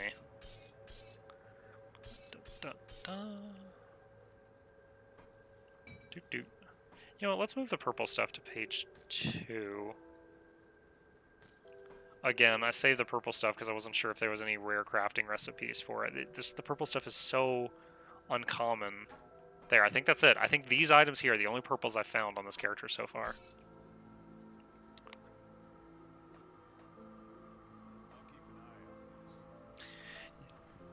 Okay. Let's knock out a lore page real quick. I'm pretty sure these are all the lore pages left in here, so I can just slowly chew through them. New consensus. Orin again. I think that was our Sean Connery. Our recent setbacks in Homestead and beyond shall not be taken lightly. However, I believe we may bend this unfortunate situation in our favor.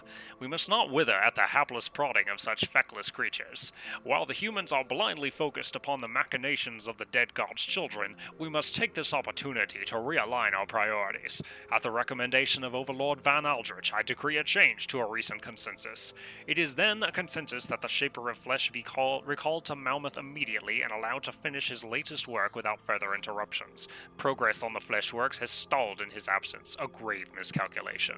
Marcel will be returned to his ruling seat in Malmouth, where his focus will once again be upon concluding the growth of the factory, with him at its heart. This project shall not be allowed to suffer any further delays. A shortage of specimens will thusly not be tolerated. All nearby regions are to double collections and begin rerouting all shipments to Malmouth immediately, adjunct or in Vostra, fourth of the Circle of 5. That is extra creepy. Now that we know that the shipments were women that were strapped to a flesh wall to be used to be constantly impregnated to make demon babies. If you play this game and you don't read the notes, it's just like Diablo. A little bit of a spooky story, there's some undead running around, but you read the notes, some of this stuff is horrifying. There was one that we read about... Oh, what is Jane? Oh, she's the one that wants fabric. We're not done with that yet.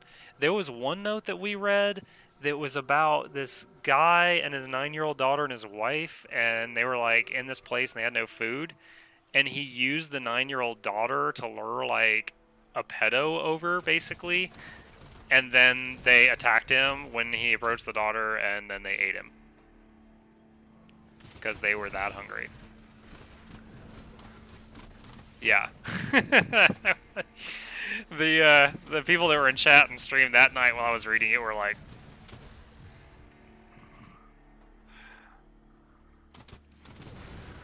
yeah, if you read the stories, this game comes with like a free horror book.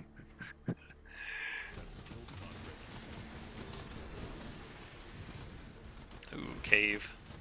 Let's see what's in the cave.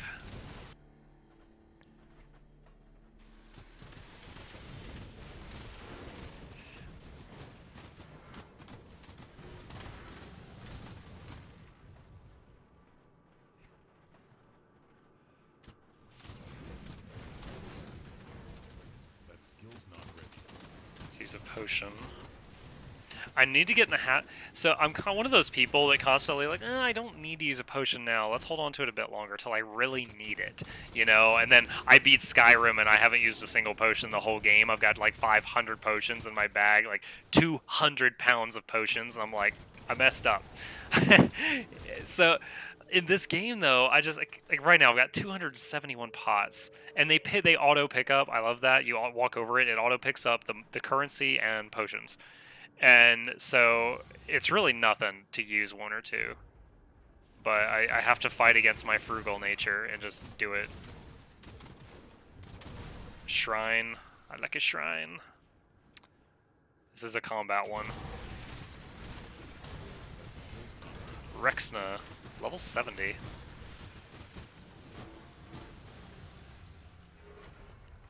Alright. Ancient Heart, some Slith necklaces. Grab the greens to vendor. I guess it is still possible that I find upgrades among green items.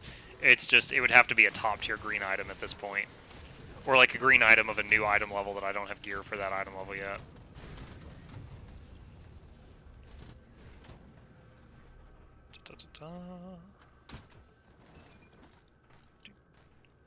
Assault Howdah. What's a Howdah? It's a gun. Plague Bear's Assault Howdah of the Abomination.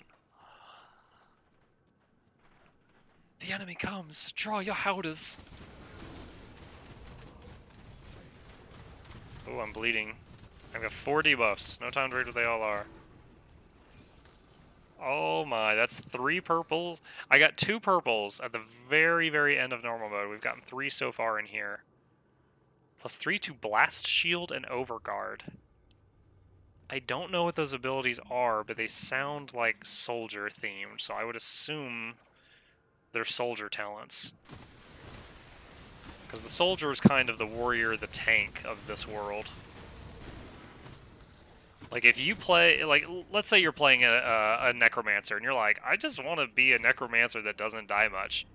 Do soldier as your other class. Anything soldier is a tankier version of the anything. You really can't go wrong there.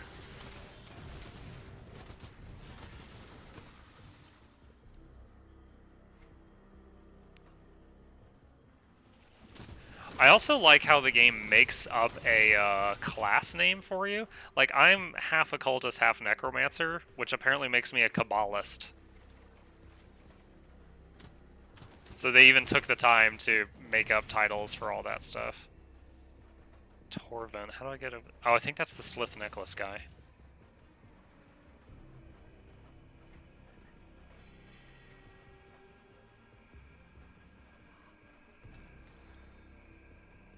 Iron bits. Yeah, this is the way. Alright, you have a deal. Here's some necklaces, thank you. I surely don't need this ring, but quest complete XP. There it is. It's level 45. They did scale it up a little bit. Alright, so let's go to the merchant here. I don't have much, but why not take the chance to dump most of it?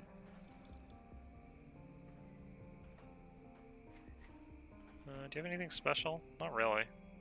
Okay. Off we go.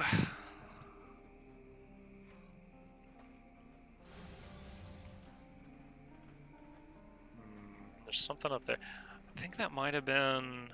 So when you go through the game additional times, it's like the area where main objectives are stays the same, but all the little paths connecting everything change. I find it interesting because, you know, like Diablo, where the maps change. Ooh, Rift Matriarch. In Diablo, when the rifts change, when the maps change, it's like the maps are made up of puzzle pieces or like tiles. And all the game does is, whenever you reopen the game, it takes all the tiles and it just deals them out like playing cards, and then you've got a new map. So, like, you enter a room and you immediately recognize, oh, this room has an opening on the left-hand side. You know, that kind of thing.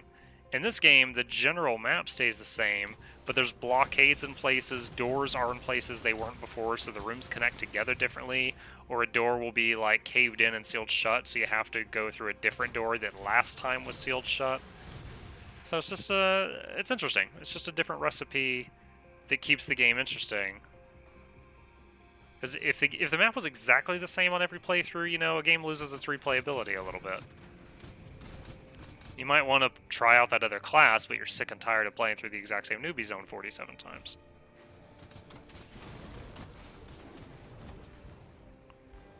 Sodden Hollow.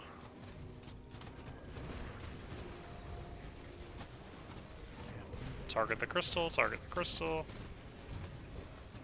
Crystal does massive damage to everything around it every couple of seconds, so you don't... Also, it just chain summons zombies, and the zombies all die when the crystal dies. Basically, you have every reason in the world to tunnel vision that down.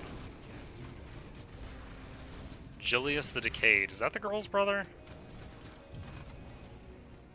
Fine. No, the brother's Milton Hart. Oh, I did have a quest to kill that thing, though. The Something for Nothing quest down there at the bottom. The guy that just hates zombies. That's racist. You can't just hate them just because there's zombies. Oh my god. I need a pumpkin spice latte. I can't even. Oh, political correctness.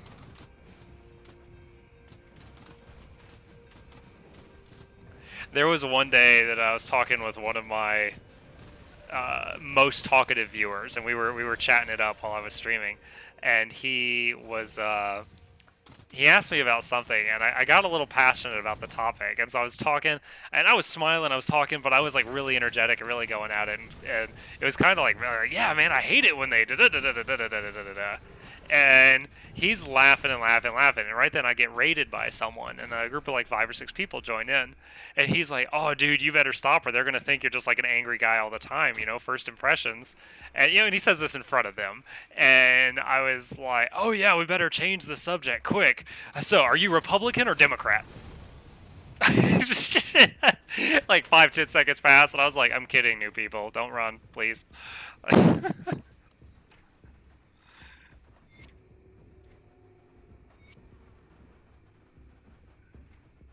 Mukluk laughed nervously, wondering if anyone else was even remotely entertained by that story. He hoped. He prayed. Igrix the Rhymeheart. That was actually nice. Its main attack was like a Nova, so as long as I was behind one of the pets, it was kind of shielding for me. I can't do that yet. You can do that yet.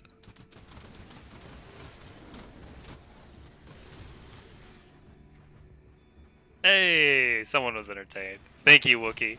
Thank you for the pity lull. For poor Mukluk's story.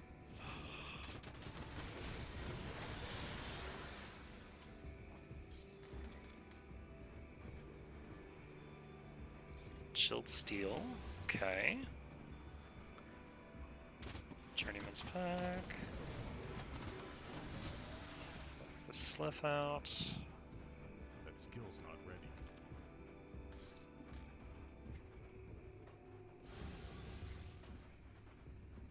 Well, you know, we got a lot of new names in here, and I haven't said it since the beginning of the stream, so I'll just throw it out there. If you wish to hang out with us, it's a rather small community right now, honestly. I'm like a 2-month-old streamer. I'm a baby streamer in the big scheme of things, but we have a Discord if you wish to chat with people like myself during the other 21 hours of the day that I'm not streaming. Link is down below.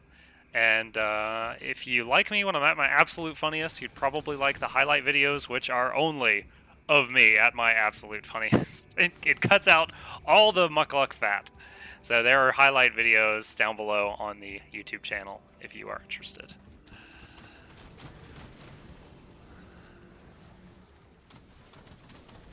Cavern. I don't remember what's in this one. Obviously there's snakes. I don't remember what else is in this one.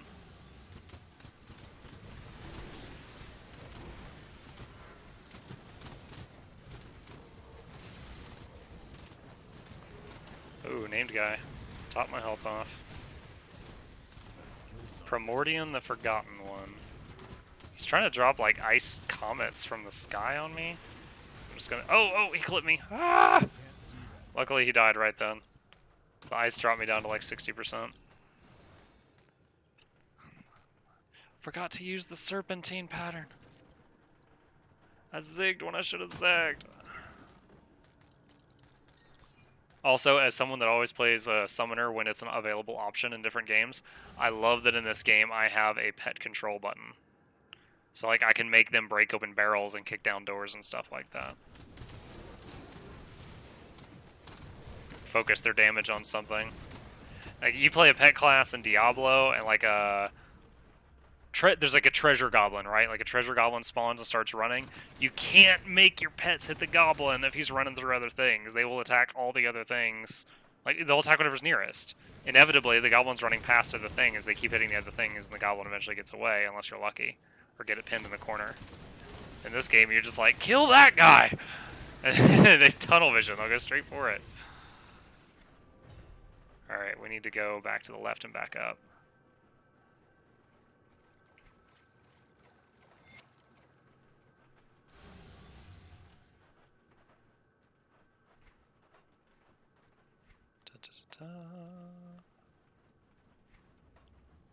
This cave's pretty big. I'm guessing, yeah, I was going to say, I'm guessing there's going to be another entrance to it. Usually if they're bigger than that size, there's multiple entrances. That's what she said. Kind of works. Of Avaladran the Corrupted. Okay. Ooh, get out of the ether fire. Get out of the ether fire. The pets will just derp to death in that if you don't call them back. When you fight a lot of mobs that when they die, they leave that fire, you've got to constantly be kind of backpedaling and backing the pets up while you fight them.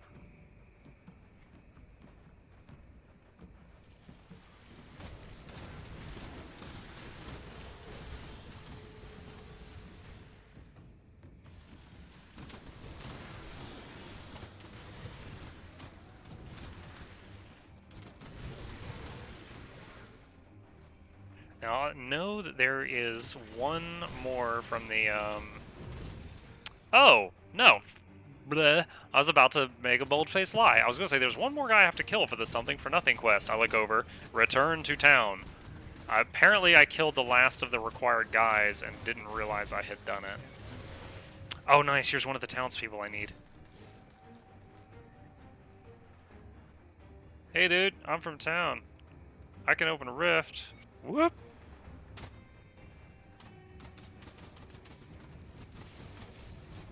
I was talking about it some yesterday.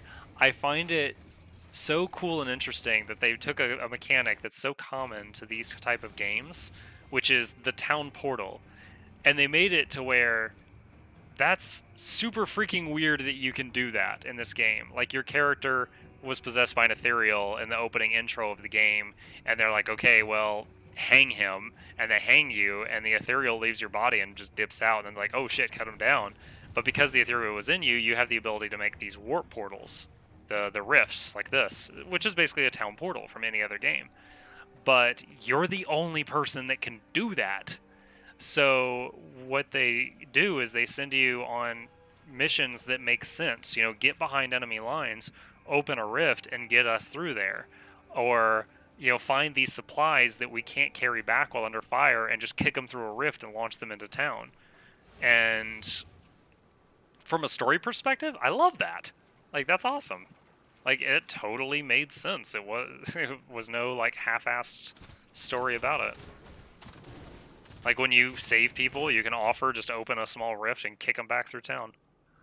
And there's multiple times in conversation where people are like, they're like in shock and then in fear and they're freaking out and they're like, you know, no, stay away, I can't. And you can like try to talk them down, but there's often an option that says, I don't have time for this, shove her through a rift. And you literally open a rift and you're just like, poof. And then she just falls on her ass in town. And then she's like, what the fuck, where am I? And then everyone's like, it's okay, he does that a lot. You get used to it. That skill's not ready. He's not a people person, but I swear he was trying to help you when he shoved you on your ass. Yeah, I didn't even think about that. Yo, this is Sparta while kicking them into town. How did I kick you? How did I get here? Well, he kicked you 200 miles, ma'am. You must have been giving him some serious lip.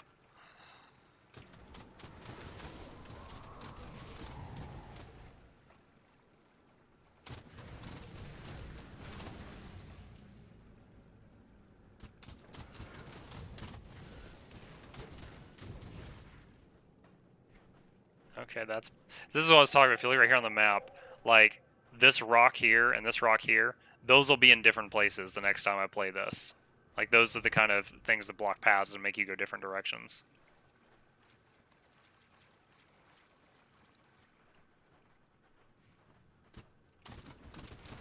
The Azure Matriarch Rift Hound. Bristly fur. Ooh, that fur is bristly.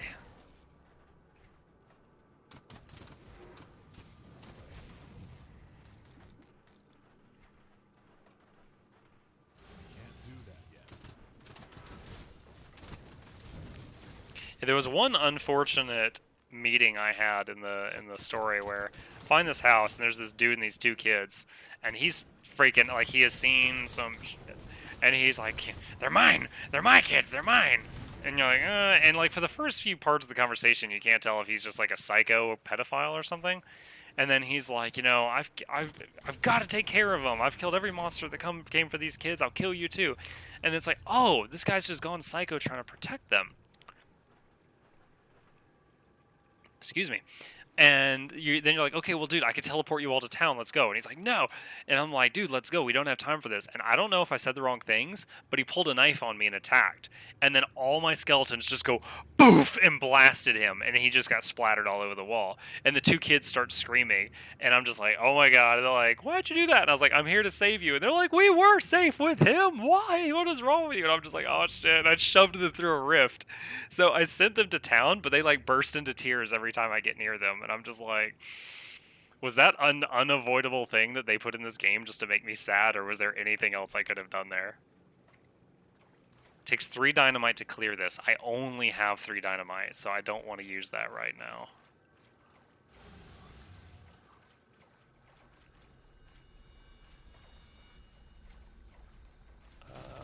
Okay.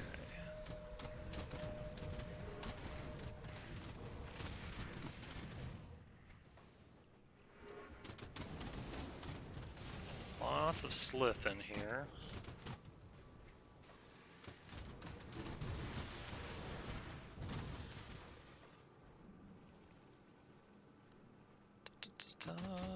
Whoa. Ancient Shambler. He was the first boss in the Crucible. He was easy. Oh man, I spoke the forbidden words. That was a death flag. As soon as I said that, I dipped down to like 30% health. He's like, easy! Throws a rock at my head. Empowered Scorch Rune Leggings. Oh wow, this is actually for a Necro Occultist, which is what I am, but it's for one that doesn't use pets. It's actually +2 to these 2 skills, but I keep those skills at rank 1 just to proc other passive abilities, not for the damage that they do. But if I actually used them for killing, that would have been real nice. Okay, remember this part. This is where we meet the blacksmith. And he says, go find Angrim and I will join you. Angrim is his master.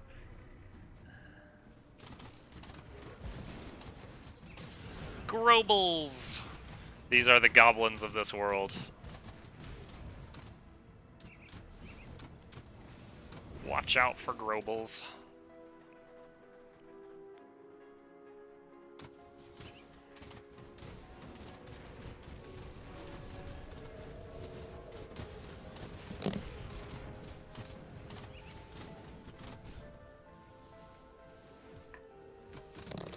You have reached Honored with Coven of Ugdenbog.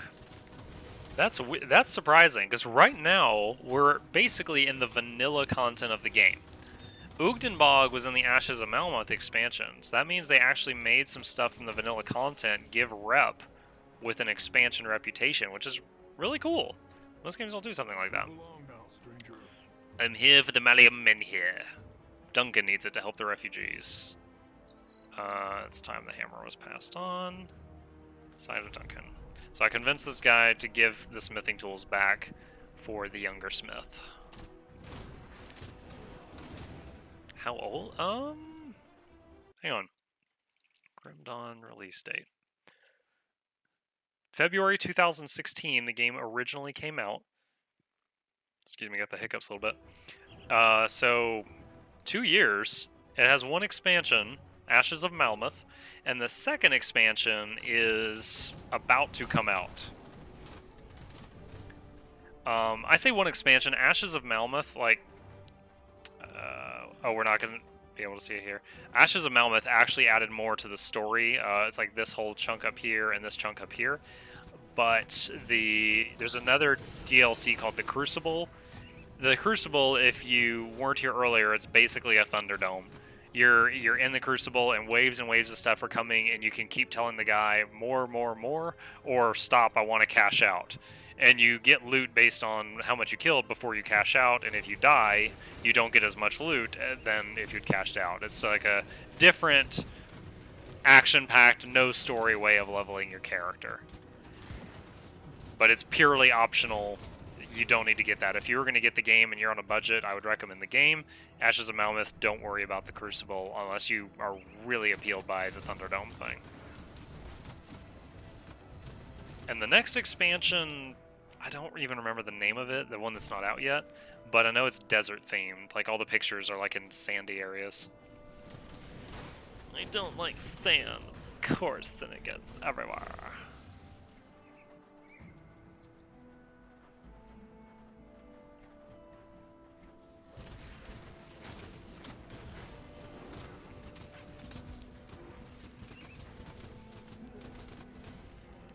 Yeah, I bought the game when it was in like open beta, and at the time, to be kind of general here, it's like the game had one act, and like when the game was done, it had 4 or 5. And then later on, there was a patch that added Act 2, but there was a guy that blocks you from going any further than that because it wasn't done yet. So basically, each time they would do a new build of the game, if you had pre-purchased it, you were in the beta, and you could make a new character and play through the game up until the game ended.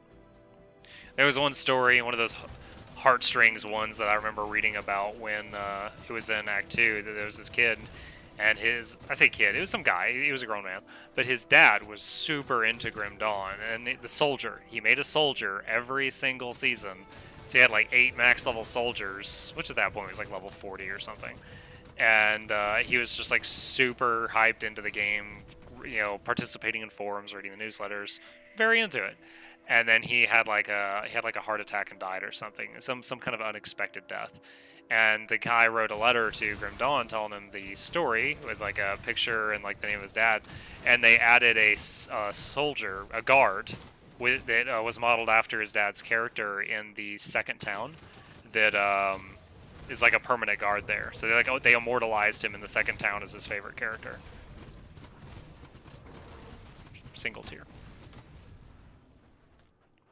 I think that WoW, I know less about the story, but I think WoW did that with some spirit healers or something. Like they were named after friends and family of the developers that passed away during production or something like that.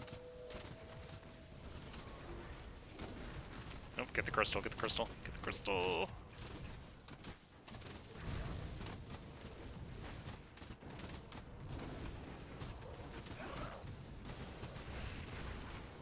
Lots of crystals in here. Focus them down, focus them down. Okay. That way's blocked. I gotta go back down and then under this little overpass. Come on.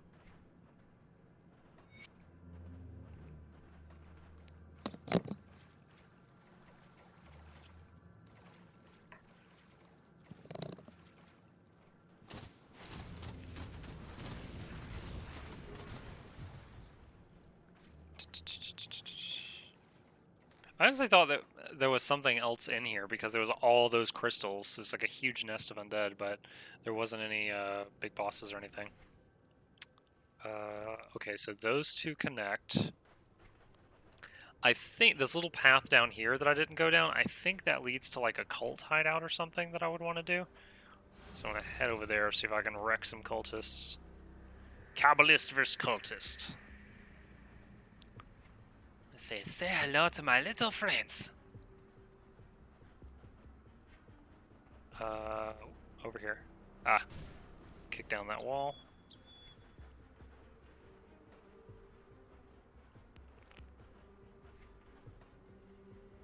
You know what? Let's go ahead and let's turn in this quest that we're holding on to. I'm pretty sure there's a follow-up quest after that, and I don't want to get past the area for the follow-up quest and then have to backtrack. So he says, how did it feel to kill undead? I'm like, don't care, just pay me. Alright, so this guy that we saved becomes a merchant, which is a very convenient merchant because he sits right at the entrance of town. Sell. Decent, but no. Oh shoot, I clicked that one too fast. What was that? No, okay. I didn't make a mistake. I did exactly as I intended. Plus 4 to Inferno. So that's like Fire Arcanist stuff. Okay. For some reason I never heard of this game. It looks like D3 with a better story. Now to be fair, the D3 story was pretty good, and you know there was a lot more voice acting and stuff like that. This game has 2 cinematics, and if you're familiar with Darkest Dungeon, they look like that kind of thing, almost like paper cutouts. But as far as like gameplay goes, they both have a special place in my heart. I can go way further in this game before I get bored compared to D3. You know, in D3, you get high enough level, and like one mouse click clears a screen. You're just like, kill everything, kill everything, kill everything, kill everything, and on and on and on. And you watch the top people streaming D3, and they're like moving at Mach 2. They're just boom, boom, boom, boom, boom. And I don't like playing like that. I inevitably am like, well, I enjoy to play this. You know, I'm doing it for fun. I'm like, this build is happy. And no one wants to watch me stream that because I'm going so much slower than the top people. In this game, you can go faster than my current build, for sure, but not that Mach 10 stuff. So you can still kind of see what's going on. Yeah, this is the cultist compound, but I haven't found a key yet. Like, I love Path of Exile. I play a summoner almost every season. I'll mix it up. So one season I'll do specters, or zombies, or raging spirits, or summon skeletons, you know, or totems. You know, anything where I'm doing damage by proxy, to me, I find interesting, for whatever reason. But most of the time that I stream that, I say most of the time, I've only tried like 3 times, but the nights I've streamed that were very quiet in here. I had fun playing the game, but I also have fun talking to people, so. Yeah, and you know, I love that skill tree.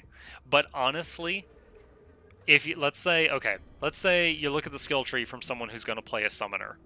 50 of your points are already locked into the same talents every single time you play, and then you got 40 to really kind of variety. So if you think of it that way, like if you have a favorite build type, most of the tree that you're going to do is the same every single time. Whereas this is different. Because you can, like, any one of these constellations, I could connect to summon skeletons, and summon skeletons becomes different. It's kind of like the path skill tree, but very different outcome. Because these don't give you new skills, these enhance an existing skill in a radical way. Like, one of these things is like Meteor Swarm or something, like chance on hit, whatever you attach this skill to has a chance to drop meteors. Yeah, okay, we just got the blacksmith for our town. But yeah, there's been a few friends, I'm like, oh, you should try this game. They're like, what is it? I'm like, oh, Path of Exile. And they're like, you know, I've heard something about that game's skill tree. And I'm like, oh, let me show you. And I'll pull it up on Google. And a couple of them have been just like, oh, hell no. Like, they are so turned off and intimidated by that. They're just like, unsubscribe. I'm out. I'm like, no, it's not that bad. You'll like it. It just blows their little minds.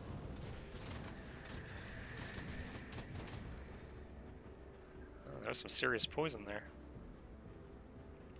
The Moldering Fields.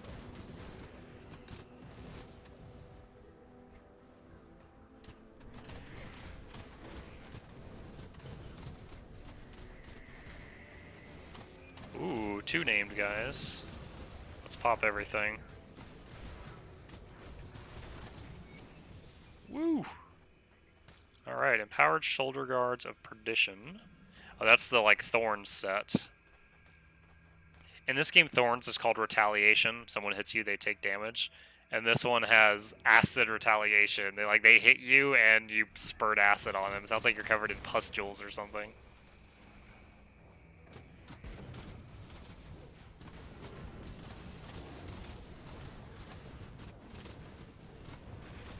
Elixir of Spirit.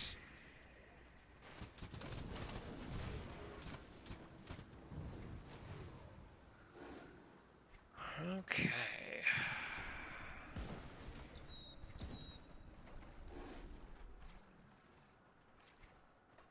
Wonder... I may have unintentionally skipped a couple of these quests, I'm not sure. Got a cellar here. Most of these destitute villages, like, all their cellars are connected, like, every time for some reason. Like, oh yeah, I want every creepy neighbor having the ability to just climb up into my house out of the floor at any time of the night. Sounds like a good idea.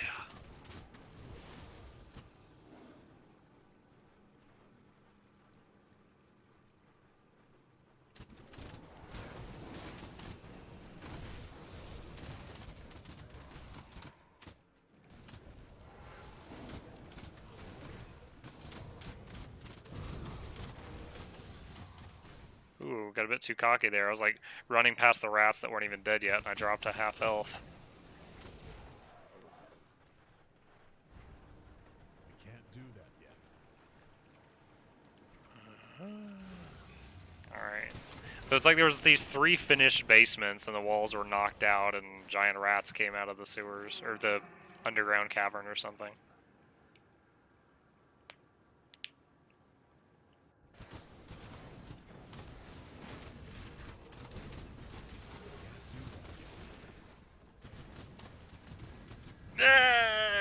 Zerglings!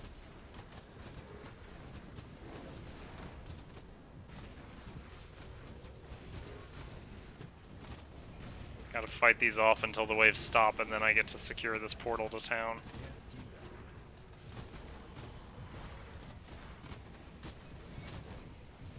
There we go. Looks like we lost one of our bone boys. Empowered Oathbreaker's Guard. And again, empowered whatever is essentially like a low-level unique in a high-level form. Like, it does all the same mechanics, but it's just juiced up to a much higher level, so you can enjoy it again.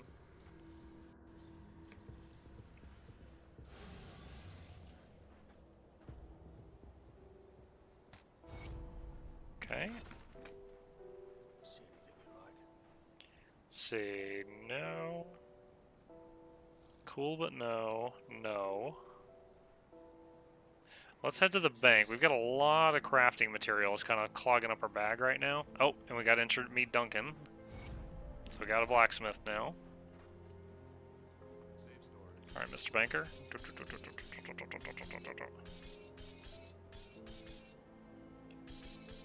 Once again, God bless the viewer that told me you could shift click. I was going click drag, click drag, click drag, click drag until someone was like, you know, you can shift click, and I was like, what?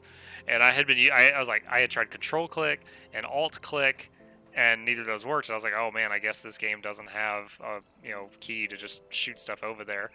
And then, yeah, I was happily wrong in that regard. I think I can destroy these. And that. No. Oh, well, I guess we can use those on the second difficulty. But you notice how when I threw down the Slith necklaces, I can't even see them on the ground? As there's no further use for them for me in this gameplay. Hey, LJ, how's it going? Did you have a good day at work? Nudge, nudge.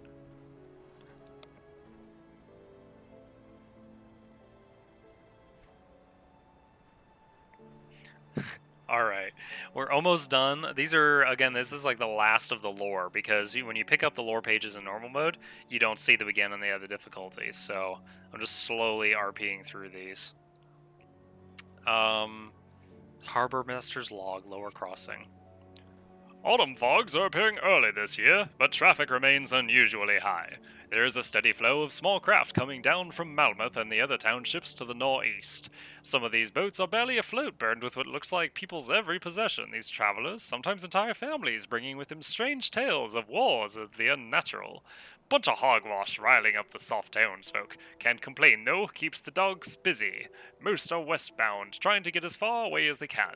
The lads at the docks are starting to lose their nerve. Some have talked about setting out west themselves, but I assure them this is all nonsense and will pass. Youth are easily caught up in the energy of the moment.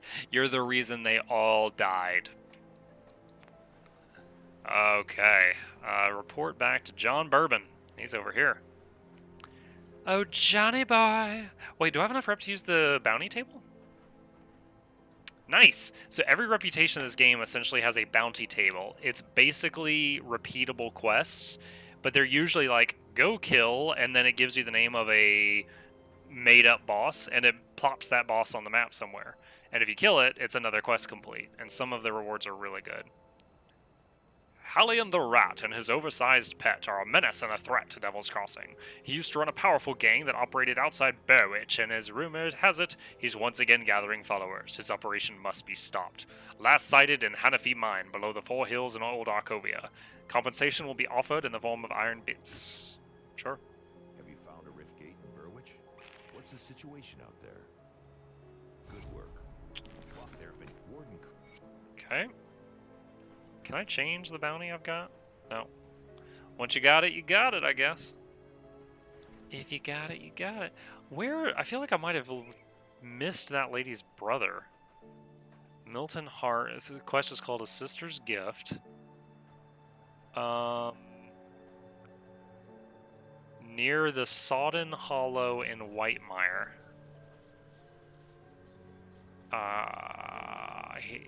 Okay, yeah, I totally missed him. So let's check and see if there's any big blotches I missed on the map there. Oh yeah, I definitely speed ran this place. Okay. Easier to do it in this game than one later.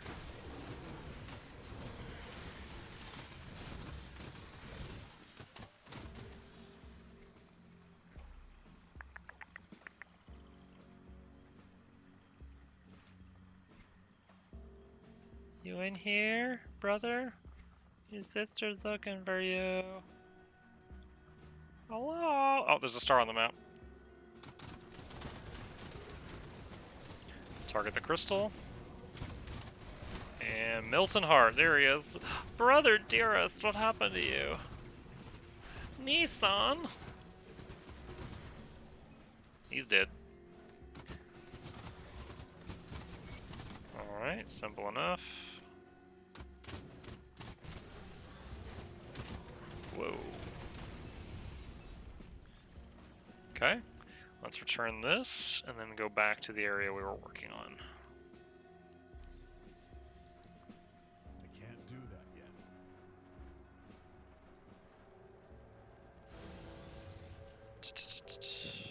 Your brother was dead. Oh my god! Yeah, we gotta go. Old news, lady. Alright, back to Berwich Village. Did I spend my talent points when I hit 66? We're gonna check. Muck Paranoia. Yeah, I did. We're good. We're okay. Alright. Check out the basements. One of these basement networks has the missing apprentice in it. Oh. We've apparently been through this one. Her. Okay, what about this one over here?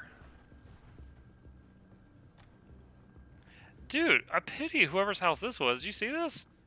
It's just like a prison bed and a cellar that leads to hell. Hope this isn't like California house pricing, because then that would make sense. Okay, this connects back to the tunnels I've already opened.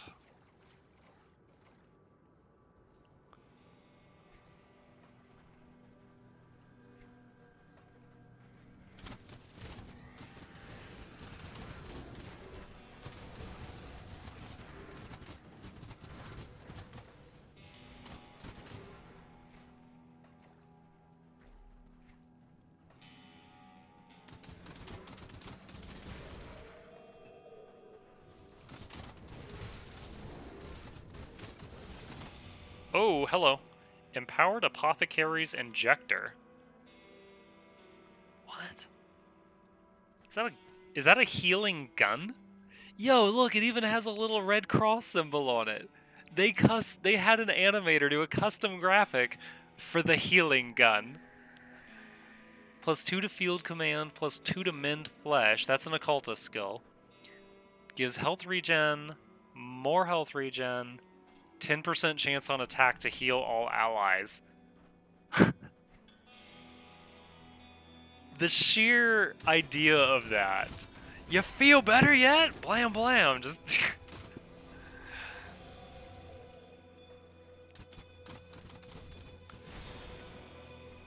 I'm remembering an item in both EverQuest and WoW, like back in like really early World of Warcraft, when items could roll suffixes that didn't even make sense, like a one-hand knife with +10% to healing, stuff like that. And it didn't have any spell power, so no healer would ever use it. But we'd constantly joke about stabbing each other with that thing. Be like, "Oh, you feel better? It's got healing on it." This boss, at the level you find him, is actually one. And I'm at half life. How about that? Oh gosh! Oh gosh! Oh gosh! Oh gosh! Oh gosh! Oh gosh! Oh gosh! Oh gosh! Oh gosh! I was going to say at the level you find him, he's one of the toughest boss. Why can't I move? Oh my gosh! I just said oh my gosh many, many times. Anyway, at the level you find him, he's like one of the hardest bosses ever. I kind of underestimated him because I was like, well, I've leveled up a lot. Who cares if he's 5 levels higher than me? Welcome back, Hummer.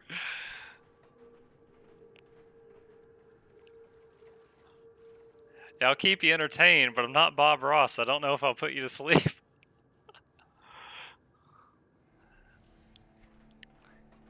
And down here in this corner, we will kill ourselves a happy little bush. Well, I'll be. Ulgrim, I know you're a super sleuth spy. You can't fool me being a cook. I know the future.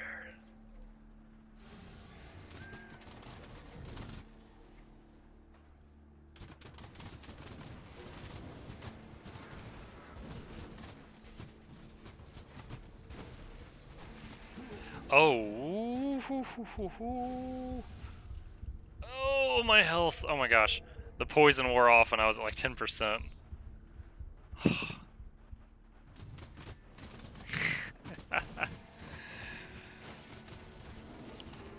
Ow.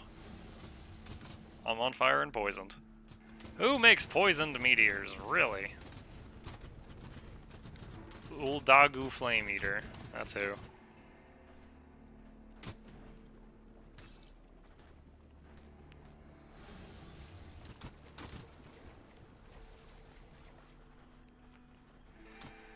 By the way, while we have a bit of an audience, some self-promotion here. I do stream every single night at 9 p.m. Eastern Standard Time, with rare exceptions. And on my days off work, I sometimes do a second stream around midday. Tomorrow, probably going to be doing Dark Souls 3 sometime after lunch until dinner time. And then I'll do my usual stream after that at 9 p.m. If Dark Souls 3 tickles anyone's fancies. Tickles you in a good way.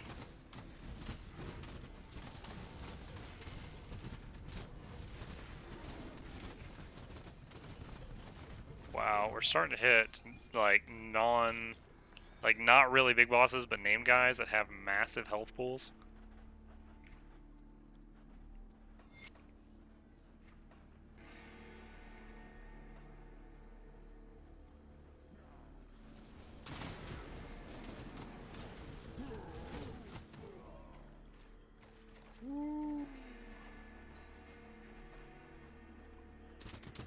I think, other than the missing apprentice, I think we might have found every important person for town.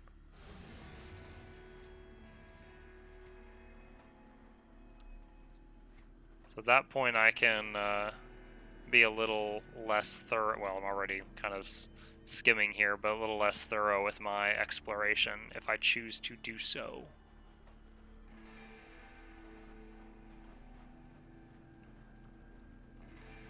Oh man, I can't get through this house. This is what I'm talking about. Sometimes there's entrances here, this time there's not. Alright, head over, whoops, head over here. Cut through this house. Cultist orders. Ah, that's right, this is the book that basically tells you that one of the people in your town is a spy and a bad man. So I can go to him and be like, what the hell is your problem? We are honest folk living in a prison.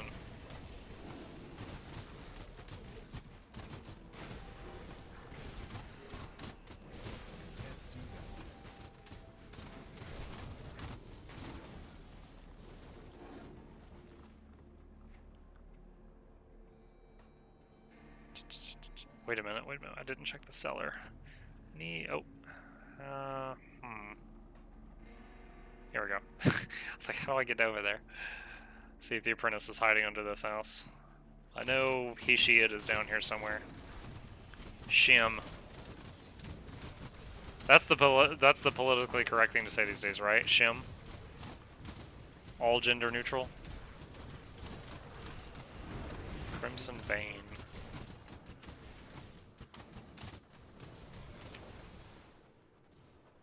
This is another one of those things I think is really cool. You know, in the stories and like, oh, you can stop ghosts with like a, you know, salt, a ring of salt.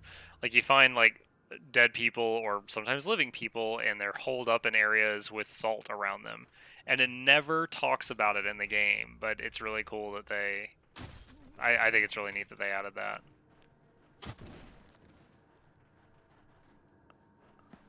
Oh, found one of those secret rooms that's not marked on the map, guys. I love the... it's always a sense of accomplishment when you find these. Unholy Sigil of the Covenant. Epic Medal. 28% to all pet damage. That's nice. Yo, look at the 5-piece set bonus. +1 to all occultist skills. And gives Unholy Covenant. Forge an Unholy Covenant with your minions, empowering your connections to the dark forces of the void. This ability must be toggled to maintain its effect. It doesn't even say what it does. So... that's really cool. +2 to Sigil of Consumption and +2 to Destruction. Sigil I'm just using for procs, Destruction, okay, I don't care about that. So this on its own is not an upgrade, but this has the potential to be huge if I find other pieces of the set, so I'll hang on to that. What is that set called? The Unholy... oh, it's called the Unholy Covenant, okay. Derp, derp, derp, derp, derp.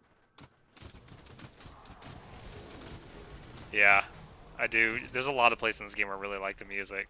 I love the boss battle music, but it gets to, like, its coolest when you heard me in the Crucible earlier, like when you're like a minute into the boss fight and you're usually either dead or about to end it, and then like the bass drops and it gets really good. You're like, no, I want to keep going. I want to listen. All right. Totally random. Subnautica. If you've ever played that, I've got like every song from that game on a playlist. I enjoyed it so much, I went and looked them up. Really good music. Soul Thief. Not something I would use, but I'll sell that.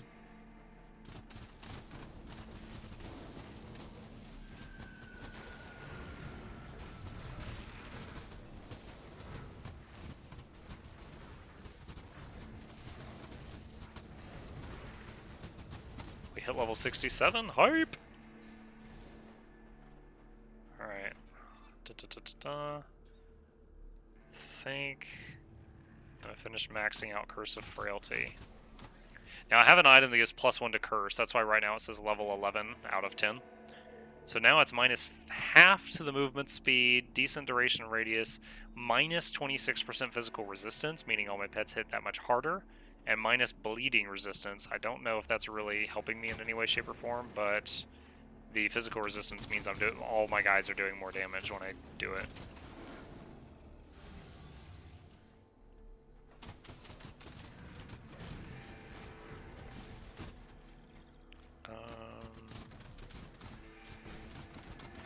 having vague memories. I feel like there's something worth doing over here to the left. Ether cluster.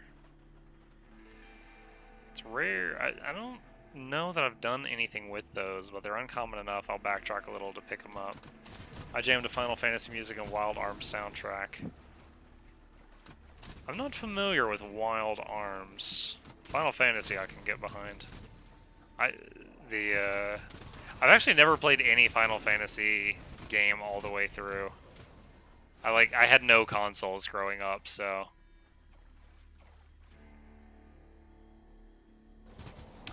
The Ravenstorm's good, I just kind of forgot about it. Like, I don't really regret not getting it, because, like, every other skill I got was also really good. Like, this right here is a trick I copied from someone else. Hold on. I'm, like, under fire and looking at skills. Okay, I think that was a boss. Only 1 point in Blight Feigned, but max points in Blight Burst. The thing where he just... That right there. The thing where he just does a poison explosion and just kills the whole room.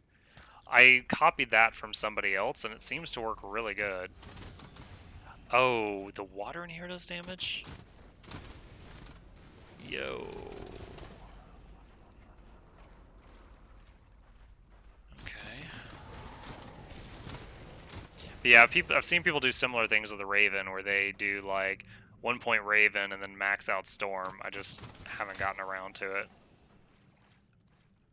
And of course, if you're going to do that, you would want to get this tree here, where your pets get plus 60% to lightning damage, which really is mainly just the Raven. It might affect the Stormhound. This guy here, the one I've been calling Kyle, his auto attack, 889 of it is lightning damage right now. But out of my 9 skeletons and then these 4 pets, that's 2 of my 13 pets would be doing more damage. So, gotta wonder, if you were doing the exact same build as me, gotta wonder if that's worth all of the, the 12 points you'd spend on the Raven and the 4 points you spend on the Devotion for 2 of my 13 pets to do more damage.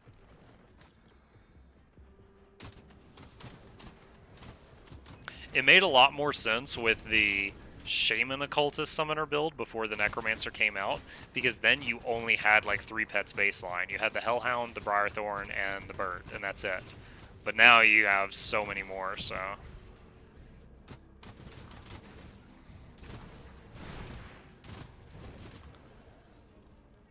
Oh, we're in the place to pick up the fabric. We needed to do that. So we can get our tents.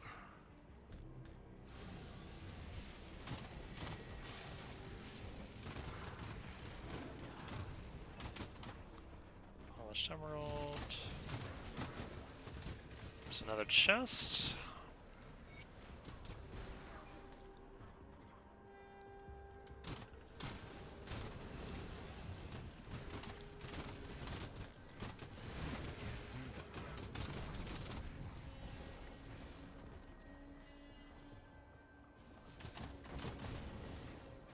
Okay, I need to find... Oh, I did find 3 fabric. Oh, bleh.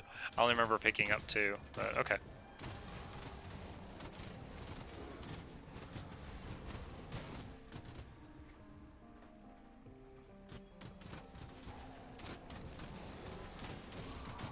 Now, I do intend to replace the Stormhound with, there was a... What is this item slot called? A relic.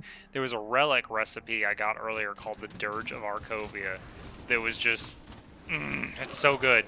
Like, it lets you summon a skeleton that has like 20,000 base health or something. It's absolutely ridiculous.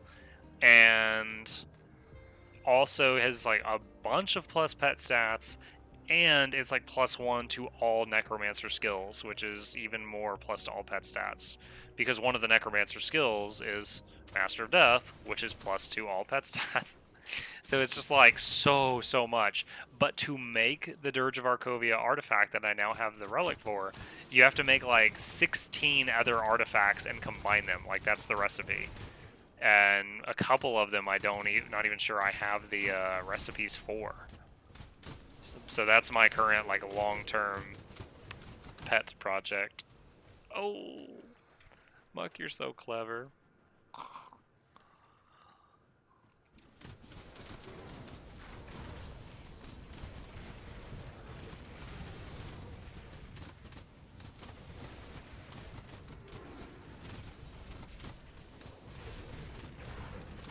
Okay, this does not appear to be the basement with the person hiding out in.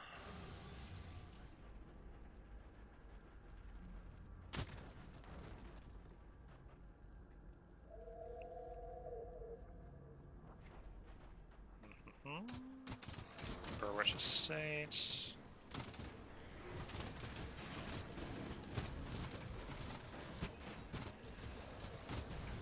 Couple of stars on my map.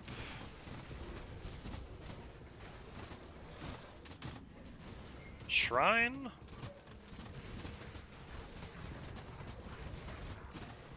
Corpse dust.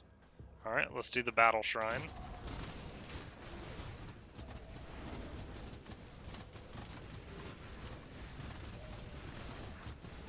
Ice rot. That guy had some substantial health considering I took that many arrows to drop him. You know those games where like they actually show the graphic of the arrows sticking the target and the guy's got like a crap ton of health and then you kill it and he just looks like a pincushion? Oh, whoa, Venomancer's raiment.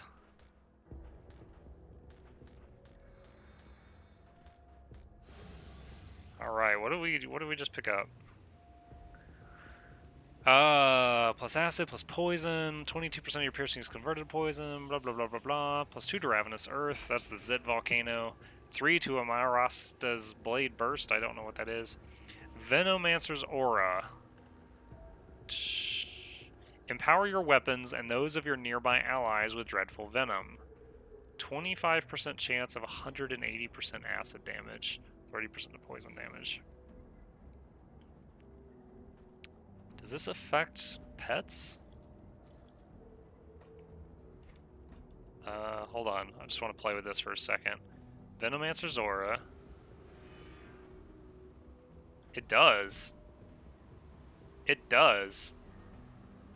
So does that give all the pets 15-meter radius, all the pets a 25% chance of doing 180% of their normal damage as acid? And plus 30% poison? Because if it works that way, then I'm trading 13% pet health and 25% pet damage for a crap ton of pet poison damage. Let's put that on page 4. Let's hold on to that. Let's try this out. So what I'm looking at right now is the little buff icon on the pets. I want to see if it goes away if I get too far.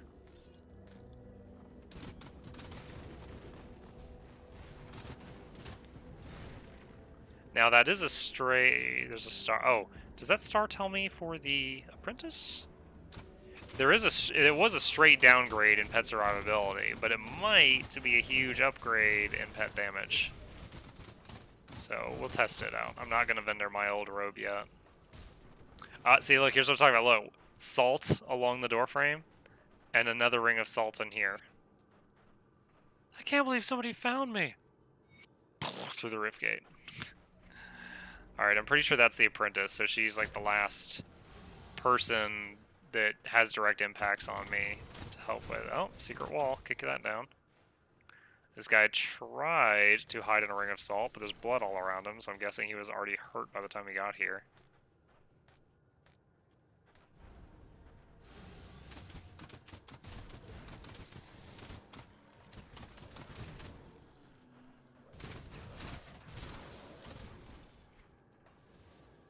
Alright, since I got the main thing I needed down here, I won't be super thorough.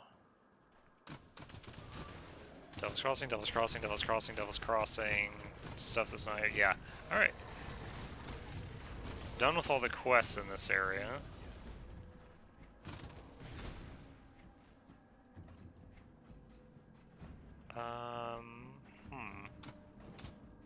Gotta find the entrance to the big house. I know it's over here somewhere.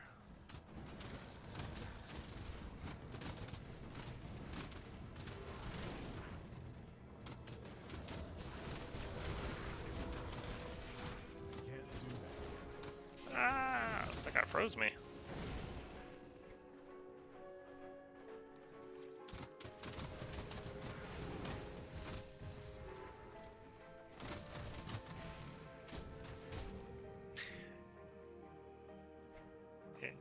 Yeah, I like the idea of poison damage. Oh, this is the entrance to the Ashes of Malmouth, one of the Ashes of Malmouth expansion areas.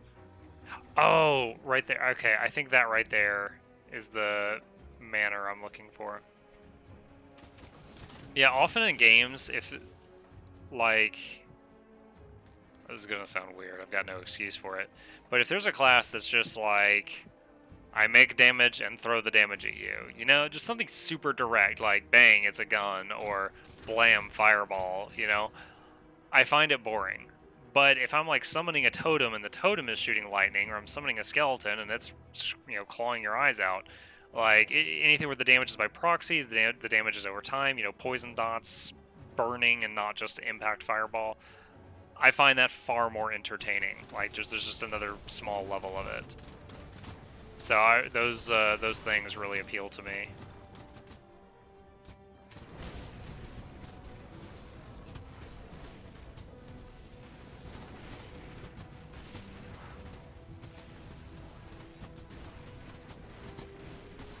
Pretty sure I got the, yeah, I looted all those books in normal mode.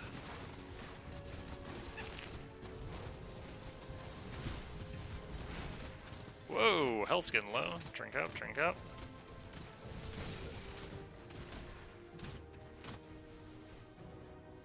Okay. Let's take this chance to knock out one of these. Ripped note, first half.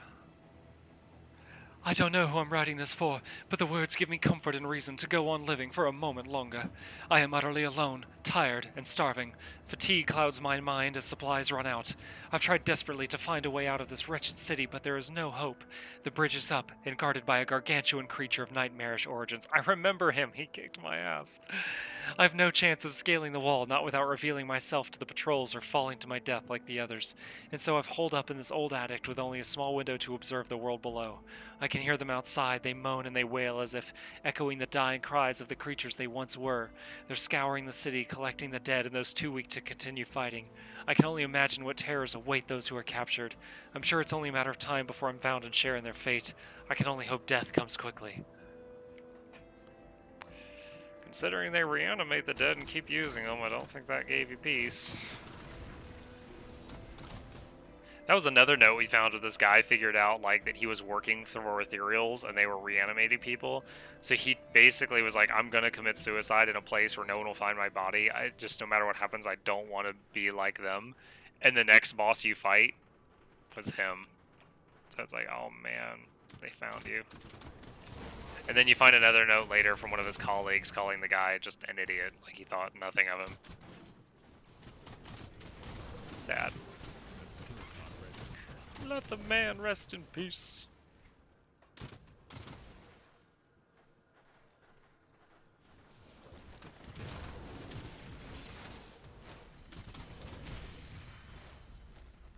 Drink a potion.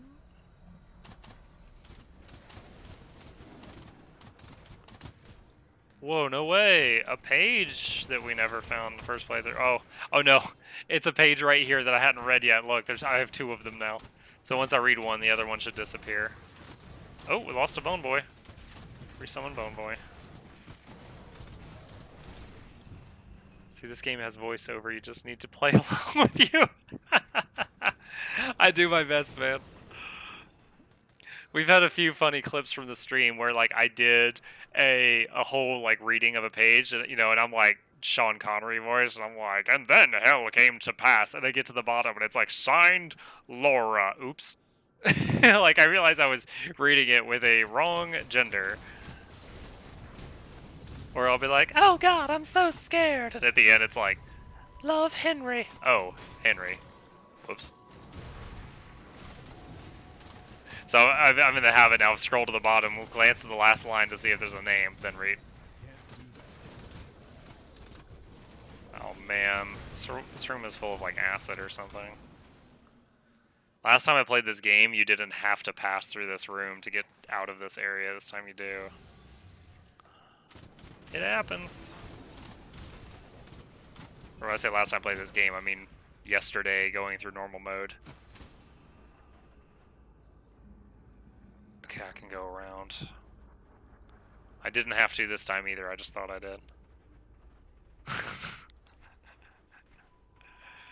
Yes, I'm a girl, I'm named Henry. I never forgave my parents. My father thought he was funny, but he was an asshole. I know. It's 2018, you swine. Can't do that.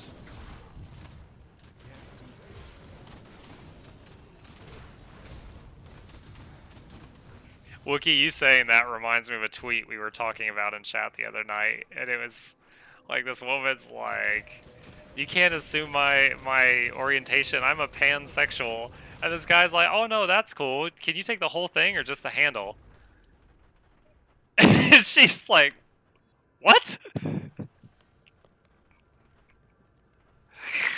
It's the second time I've repeated that. It still makes me laugh. We won't go too into detail of that. Keep the stream as close to PG as we can.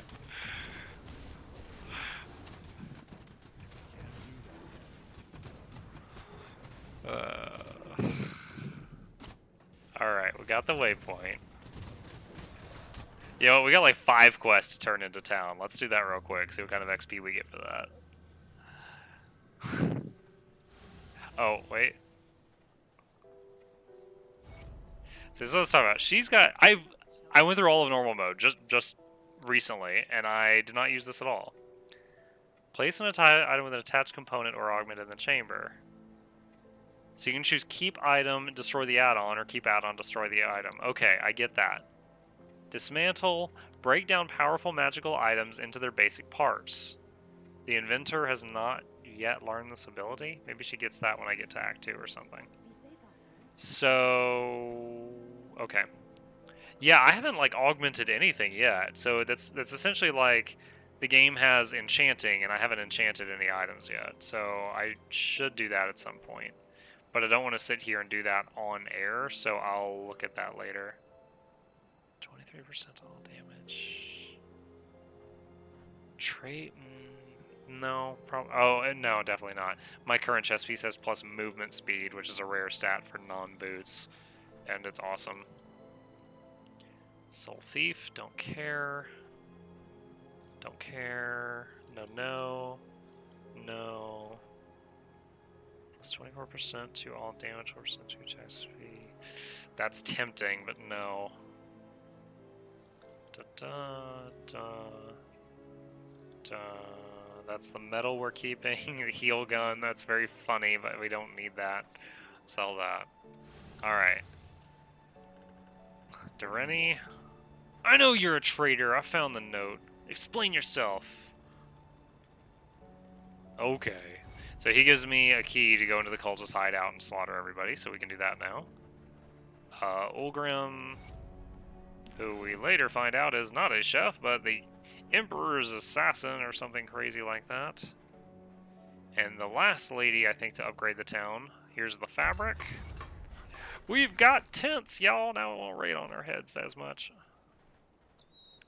Alright.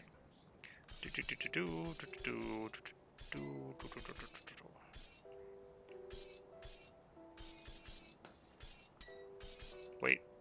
Don't need that. Bend to that. And that. I just realized I have 407 mana pots. I think I've had to use 1 mana pot since making this character 67 levels ago. Completely serious. And it was in the, the Crucible, which I did earlier today. So it's very rare. I'll sell 200 of them right now. I don't need to be carrying all that. Alright. Depraved. Okay. So let's go... Yeah, we used a main waypoint to get here. Let's go to, is it the outskirts?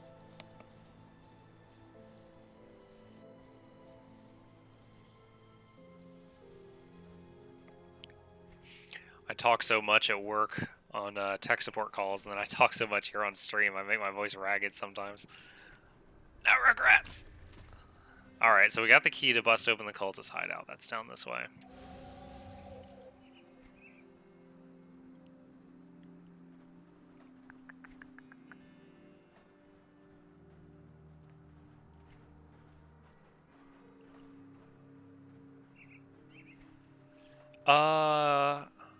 The nitty-gritty of the tech support I do is essentially people that purchased a specific product.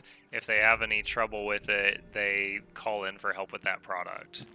So it's not just like support for anything. It's people with problems related to a couple of programs that we developed or that we help support. So like if they call in and they're like, I can't print inside this thing, and I'm like, well, can you print when you're outside that thing? And they're like, well, no. Then I'm like, well, then that's a printer issue. I'm not allowed to help with that. I can give you some tips, but I can't touch that. Oh, right on. Sounds like you know the pain. No, some days are okay, but other days are hell on earth. It's been pretty rough lately, but it's alright.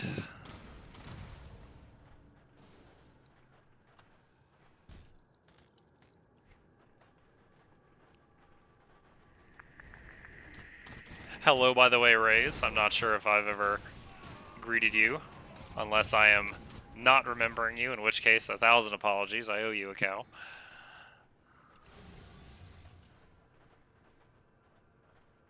Yeah. I don't know. I'm sure on some jobs there's a lot more terrible days than good days. Like being the janitor at a McDonald's. You gotta start somewhere, but I bet it's more bad days than good.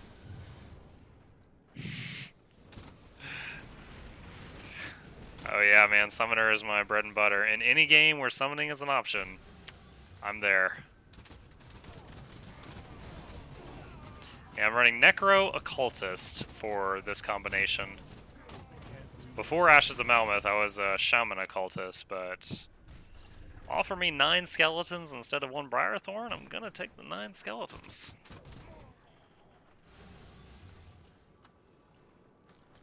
Ooh, ooh, ooh. I stopped for crafting components, pick that up.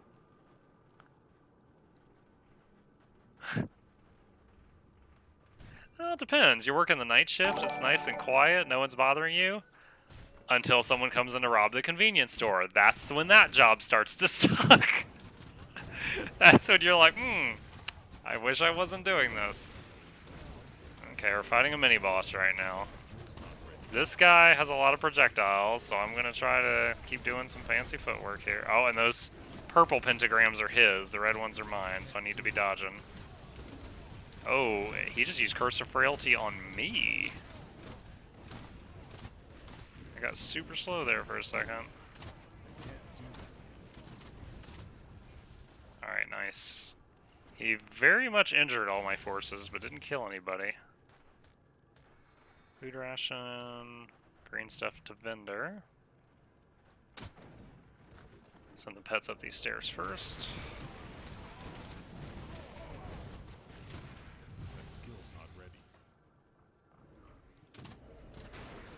Yeah, I used to, my first real, full-time job was working the front desk at a hotel, primarily the night shift.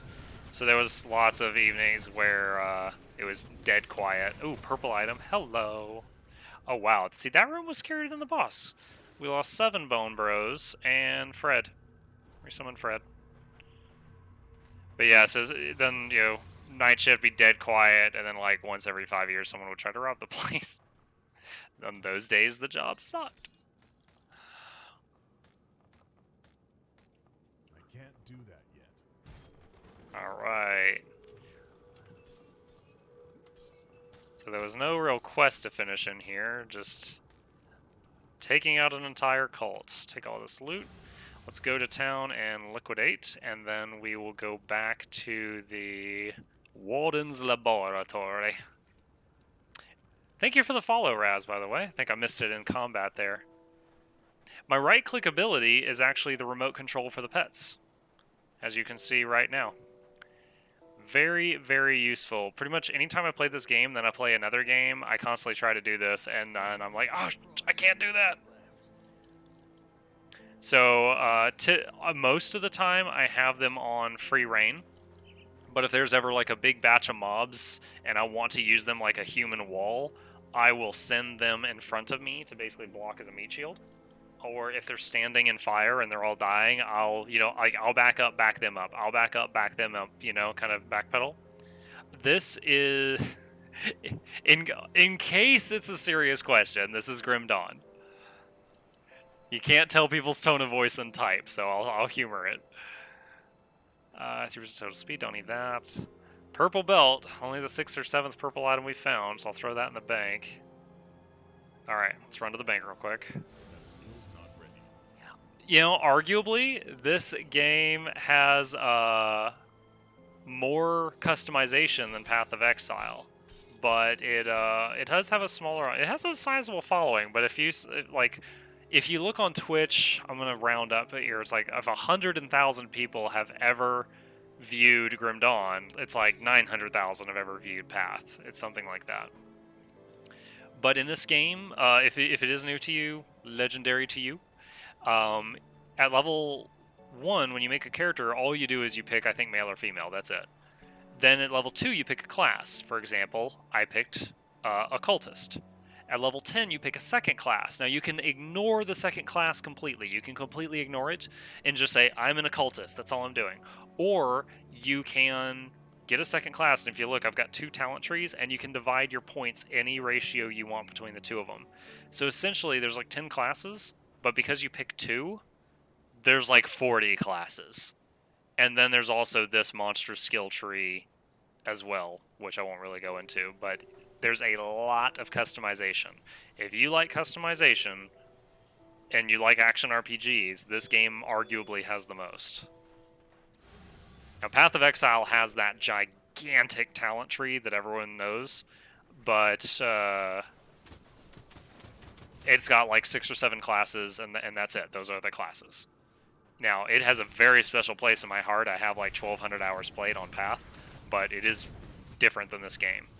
Also, I think the lore in this game, like the actual story, is much more addicting. Like, I actually want to read the lore in this game because it's interesting.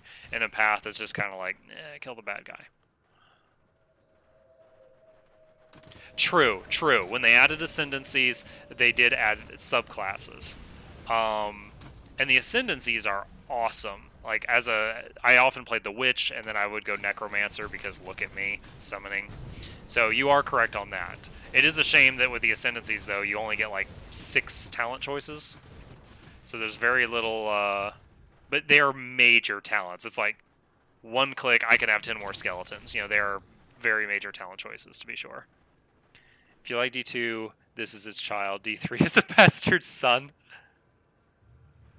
Yeah, Raze, the gem linking does add more customization. You're absolutely correct. I wasn't really taking that into account with my earlier statement. I was just comparing to the talent tree. I will say with PoE, though, it's kind of like you find a skill you liked, like let's say Spectral Throw, and you Google what's the most damage out of Spectral Throw, and then it's like, use these 6 gems. That's it. Don't deviate. So if you're going for like min-maxing for endgame, there are cookie cutter builds, I guess. And probably this game has it too. It's just that this game you can get to the end while not using one of the cookie cutter builds. I've never killed the Shaper. I'm ashamed to say in 1,200 hours I have not killed the Shaper, but I've also not really looked at builds from other people. I've gotten to level 80 in hardcore, put it on my damn resume in Path of Exile before I died, but I have not killed the Shaper. T3 is every single player doing Arc Trap. I saw that. The day that Incursion went live, I was playing it, so I was. It was like my second week of being a streamer. I had like 3 viewers, but I was streaming Incursion, and everyone was popping in like, "Oh, you're not doing Arc," and then they would leave, and I'm like, "What the hell are these people talking about?" And then whenever I finish a stream, I always raid someone else to kind of spread the love around. And when I finished the stream and I looked at the main, Path of Exile page, the top 10 people were all like, "New League, Templar, Arc Trap, let's go!" And I was like, "What?" And it was a totem build, so I was keen on it. I was like, oh, I might want to try that, but why is everybody doing this? 100 in hardcore, still no shaper either. 25. Oh, you guys are so sweet. You're lying to make me feel better, but thank you. Wink, wink, nudge, nudge. Oh, shoot! That poison is no joke. Oh my gosh. It was like, tick, tick, I'm potion dead. Oh my god. You know what? I needed to go to town, guys. That was a quick town portal. It left my pets behind. You didn't say anything there. Luckily, we were really close to a town portal. Wow. The damage was real. Yeah, if there's any weakness in my build, it's like survivability right now. My survivability went up a lot since the beginning of tonight's stream because I got this beauty. It's a shield, and it's also +1 to all my talents, 60% to pet damage, and some other miscellaneous stuff. So that was a huge increase to my stats, where up until that point, I was using a book in my offhand, which had incredible pet stats, but try to block arrows with a book. It only sometimes works.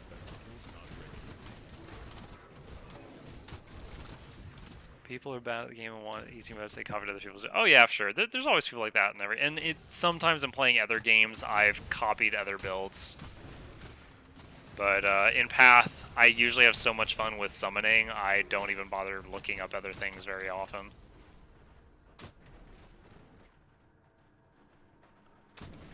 Like, there's if you just go to Path and go to the giant tree, and you just search, like, because there's a filter at the top. God bless them for adding that filter, because it wasn't there originally. And you just do a filter for, like, pet damage or pet ability or summoning. You know, there's a bunch of talents that affect the pets. And whether you're going to go summon zombies, summon skeletons, summon raging spirits, or specters, you're going to use most of those same things. So every time I start a new season, I usually make a witch, and I start going for those talents until I get gear, and then figure out where I'm going to go from there.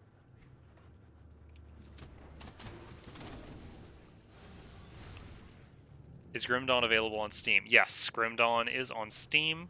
It currently has 2 DLCs.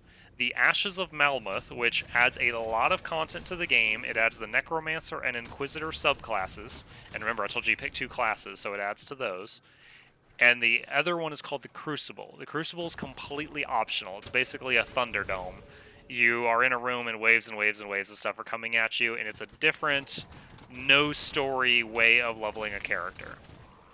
By no means required, but Ashes of Malmuth actually adds on to the game's content. You know, I'm kind of glad I died, because I walked right past the shrine and didn't realize it. Shoot. Purified salt. So I need... Okay, so I'm going to have to go to town and see if the blacksmith can smith purified salts. You have to sacrifice an item to these devotion shrines, and when you do, you get an extra devotion point, which is basically an extra talent point for this giant tree. So you don't want to leave those. Alright, so let's go to accessories. LMN.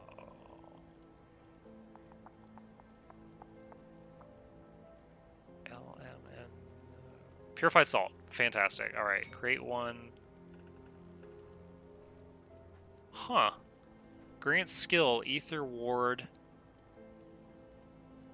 20% ether resistance to pets?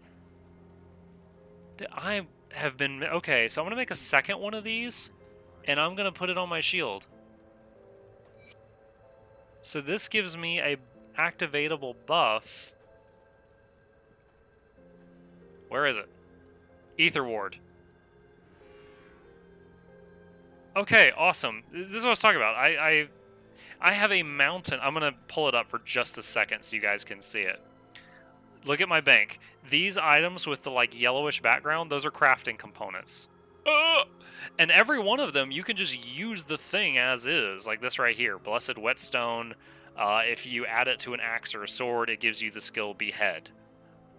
There's so much stuff here. And half of the crafting components, like the purified salt I just made, are made by the smith with the other crafting components. So essentially I'm running around in World of Warcraft with no enchantments on my gear. So I need to really look at that at some point. Alright, let's pop back over here, and now I've got the required item to sacrifice to the shrine.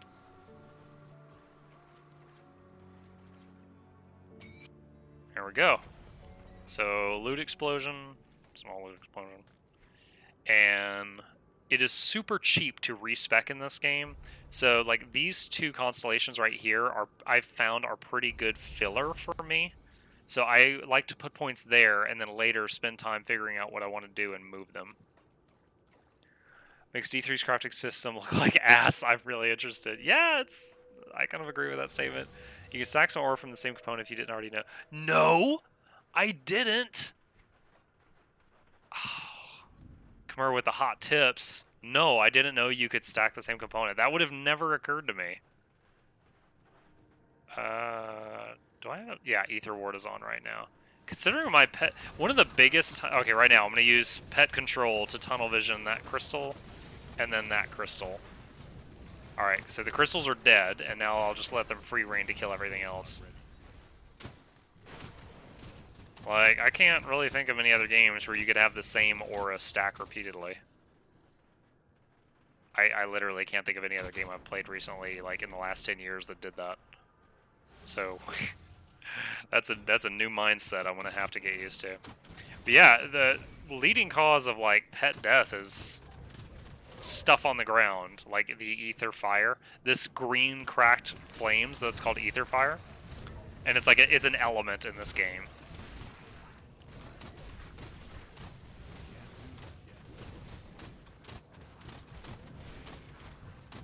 By the way, the sound of the crossbow skeletons just it's like ear candy to me. I love hearing them pop stuff.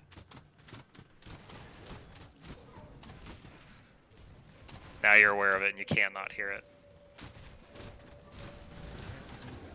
Weapon and offhand, for example, that way you can stack your correct damage. Yeah, now that I've enchanted this, I need to find something for like all the other main items.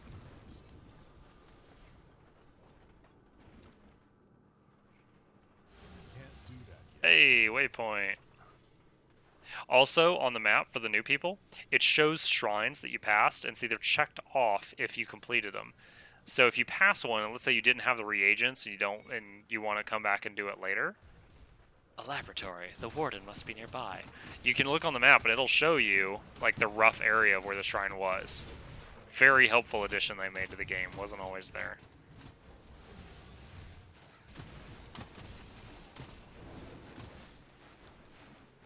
Ooh. Okay, we lost 2 of the bone boys there. Resummon them.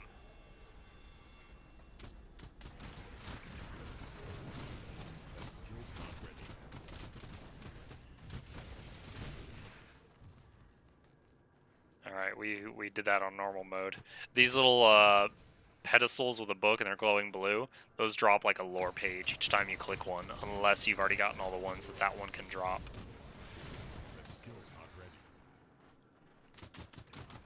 You know what? We haven't done a lore page in a while. Let's knock another one of these out. Progress in Old Town by the Harbor Master. As you requested, I have made contact with many of the less reputable arrivals here at port. I've made it clear to them that big changes are on the horizon and permitted them to smuggle in contraband unchecked. Who are shooting me? We're having story time right now. Rude. In exchange, some of the sailors are now working for me to spread rumors, gather information, and eliminate unwanted interruptions if need be. the rumors regarding an impending rise in taxes have caught like wildfire, and townspeople are rightfully displeased. We also successfully diverted all garbage collection to the already overflowing dump in Old Town. The nearby homeowners are naturally very upset by this, and I suspect complaints will soon be arriving at the mayor's offices for you to intercept. So long as you keep the mayor oblivious to the larger problems arising in Port Valbury, we should be able to stir up a mob within weeks. Already I am receiving word of growing dissent in taverns and secret gatherings to discuss city matters. This city is reaching a boiling point. The fear-mongering regarding witches has also turned up far more candidates than we even anticipated. Paranoid or simply selfish people are reporting that their neighbors for completely innocuous acts, but it is all the excuse the city guard need to apprehend these women and bring them to the docks, where our new associates smuggle them to Malmouth, which is where they get impregnated and stuck into the flesh wall. I take particular delight when I see a noblewoman brought through my doors, knowing that some rich pompous family is forever ruined by rumors and spite, but it will not be long before they all burn for injustices they have enjoyed for generations. Jaren, Port Valbury Harbour Master. So that goes hand in hand with the story of where the Ethereals possessed a whole bunch of people that had power or influence and just ran cities into the ground. And like the mayor was so strong-willed they couldn't get him, so they got everyone around him, sent assassins after him repeatedly, and they all failed. He was a badass. He fought off all the assassins. So they made him so paranoid that he stayed out of the public eye, and then they completely ruined the town, like what that note said. Like, they dumped garbage, and then they stopped the notes going to the mayor that said they dumped garbage and stuff like that. So they were basically destroying the town around him while he was hiding in his room, thinking the town was fine because he thought assassins were after him, which was true. They were after him. But he didn't realize everyone around him was the cause of it. Kind of like an inverse King Leoric.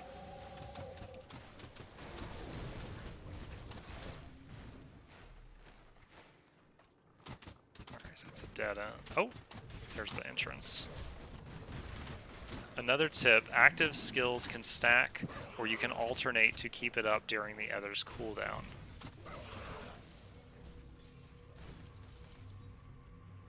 Active skills can stack? I mean, you can't possibly mean like Curse of Frailty. I don't think I can just keep recasting the curse to multiply it over and over.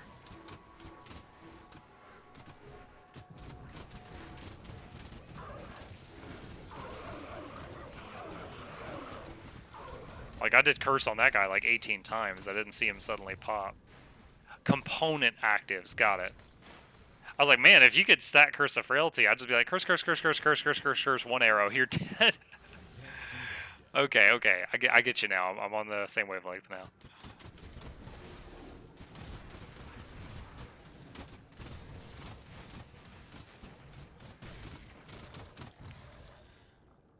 Oh man, it's past 12 o'clock. This is when I usually stop, but this has been a really good stream. I love the back and forth, and people are talking tonight, so gonna go a little bit later, I think. At least till the next major waypoint.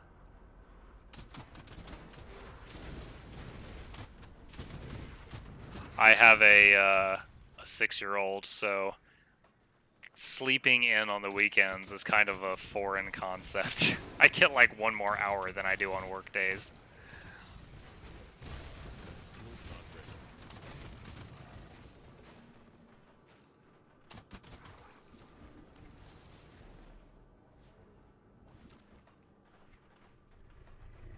Need to see the loot before you go. Yeah, on my to-do list for tomorrow morning, I need to do... Every Saturday, early in the day, I do the video editing for the next highlights.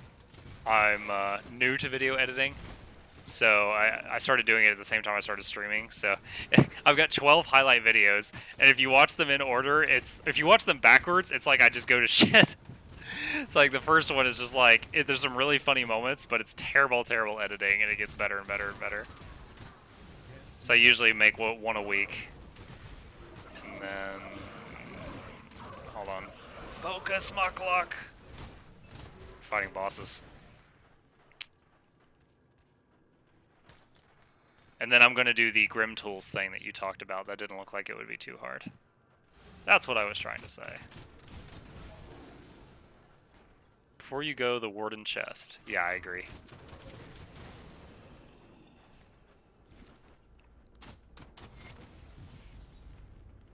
Oh, open my inventory and I think a skeleton popped out of the ground, and then my skellies just popped it. Oh, I think this is the boss door. I'm a lot closer to the warden than I thought I was. There's that heavy metal. Let's go!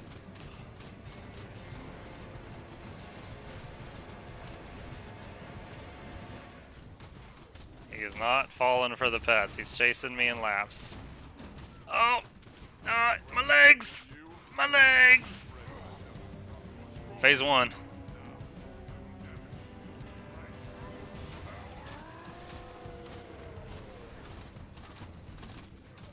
Yeah, when you hit them with curses, they get really mad. They usually come for you. Is he gonna stay on the bone boys this time? Because that'll make this really easy if you stay over there. Yeah. All right, we lost 3 of the bone boys to the ether fire. Resummon them. All right, metal strongbox. Green, green, green. Scrap. Warden's chest. Ooh. Purple item. What do we got? Brutal axe. It's an axe. +3 to anatomy of murder. What the hell? Whose skill is that? +1 to shaman. Grants the skill brutalize. 100% chance on your critical attacks of doing 300 piercing and 4,600 bleed over 15 seconds. Oh man, if that would attach, if that works on AoE skills and not just auto attacks, you would just be like a dot axe murderer. You just whirlwind through things and everything is left bleeding. That'd be amazing.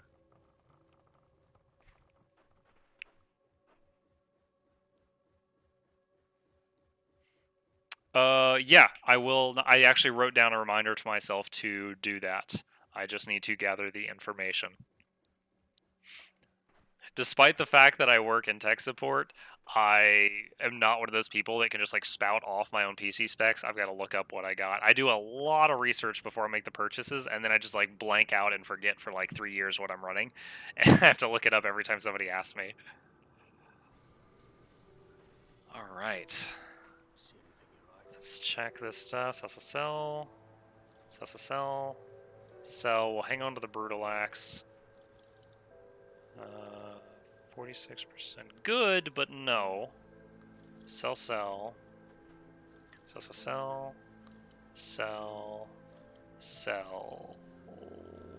Okay. And hey, yo, boss! I killed the warden. He had an axe. Is the warden dead? I tracked him down and took his life. The warden's defeat is a great victory for us. Nay. Okay, so speak to Mornay. Before we do anything, This guy's story was also funny. He was like super worried about this woman that got kidnapped, and you're like, oh my god, I need to go help her, and you find her, and she is a badass. She did get kidnapped, then she slit the throats of all the bandits that kidnapped her after they fell asleep, took their armor, and is just like Xena warrior princess wandering the wasteland. You're like, oh man, this dude was worried about you, and she's like, oh, that guy was a creep, tell him I'm dead.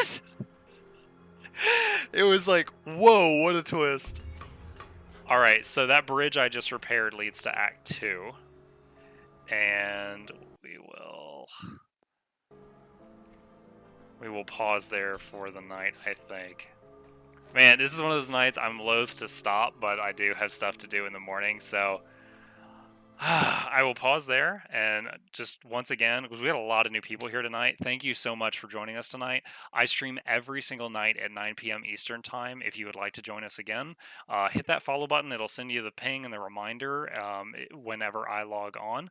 Also on the weekends, which includes tomorrow, I do midday streams, so I'll probably be doing Dark Souls 3 midday tomorrow, and then this again, picking up where we left off tomorrow night at the usual time.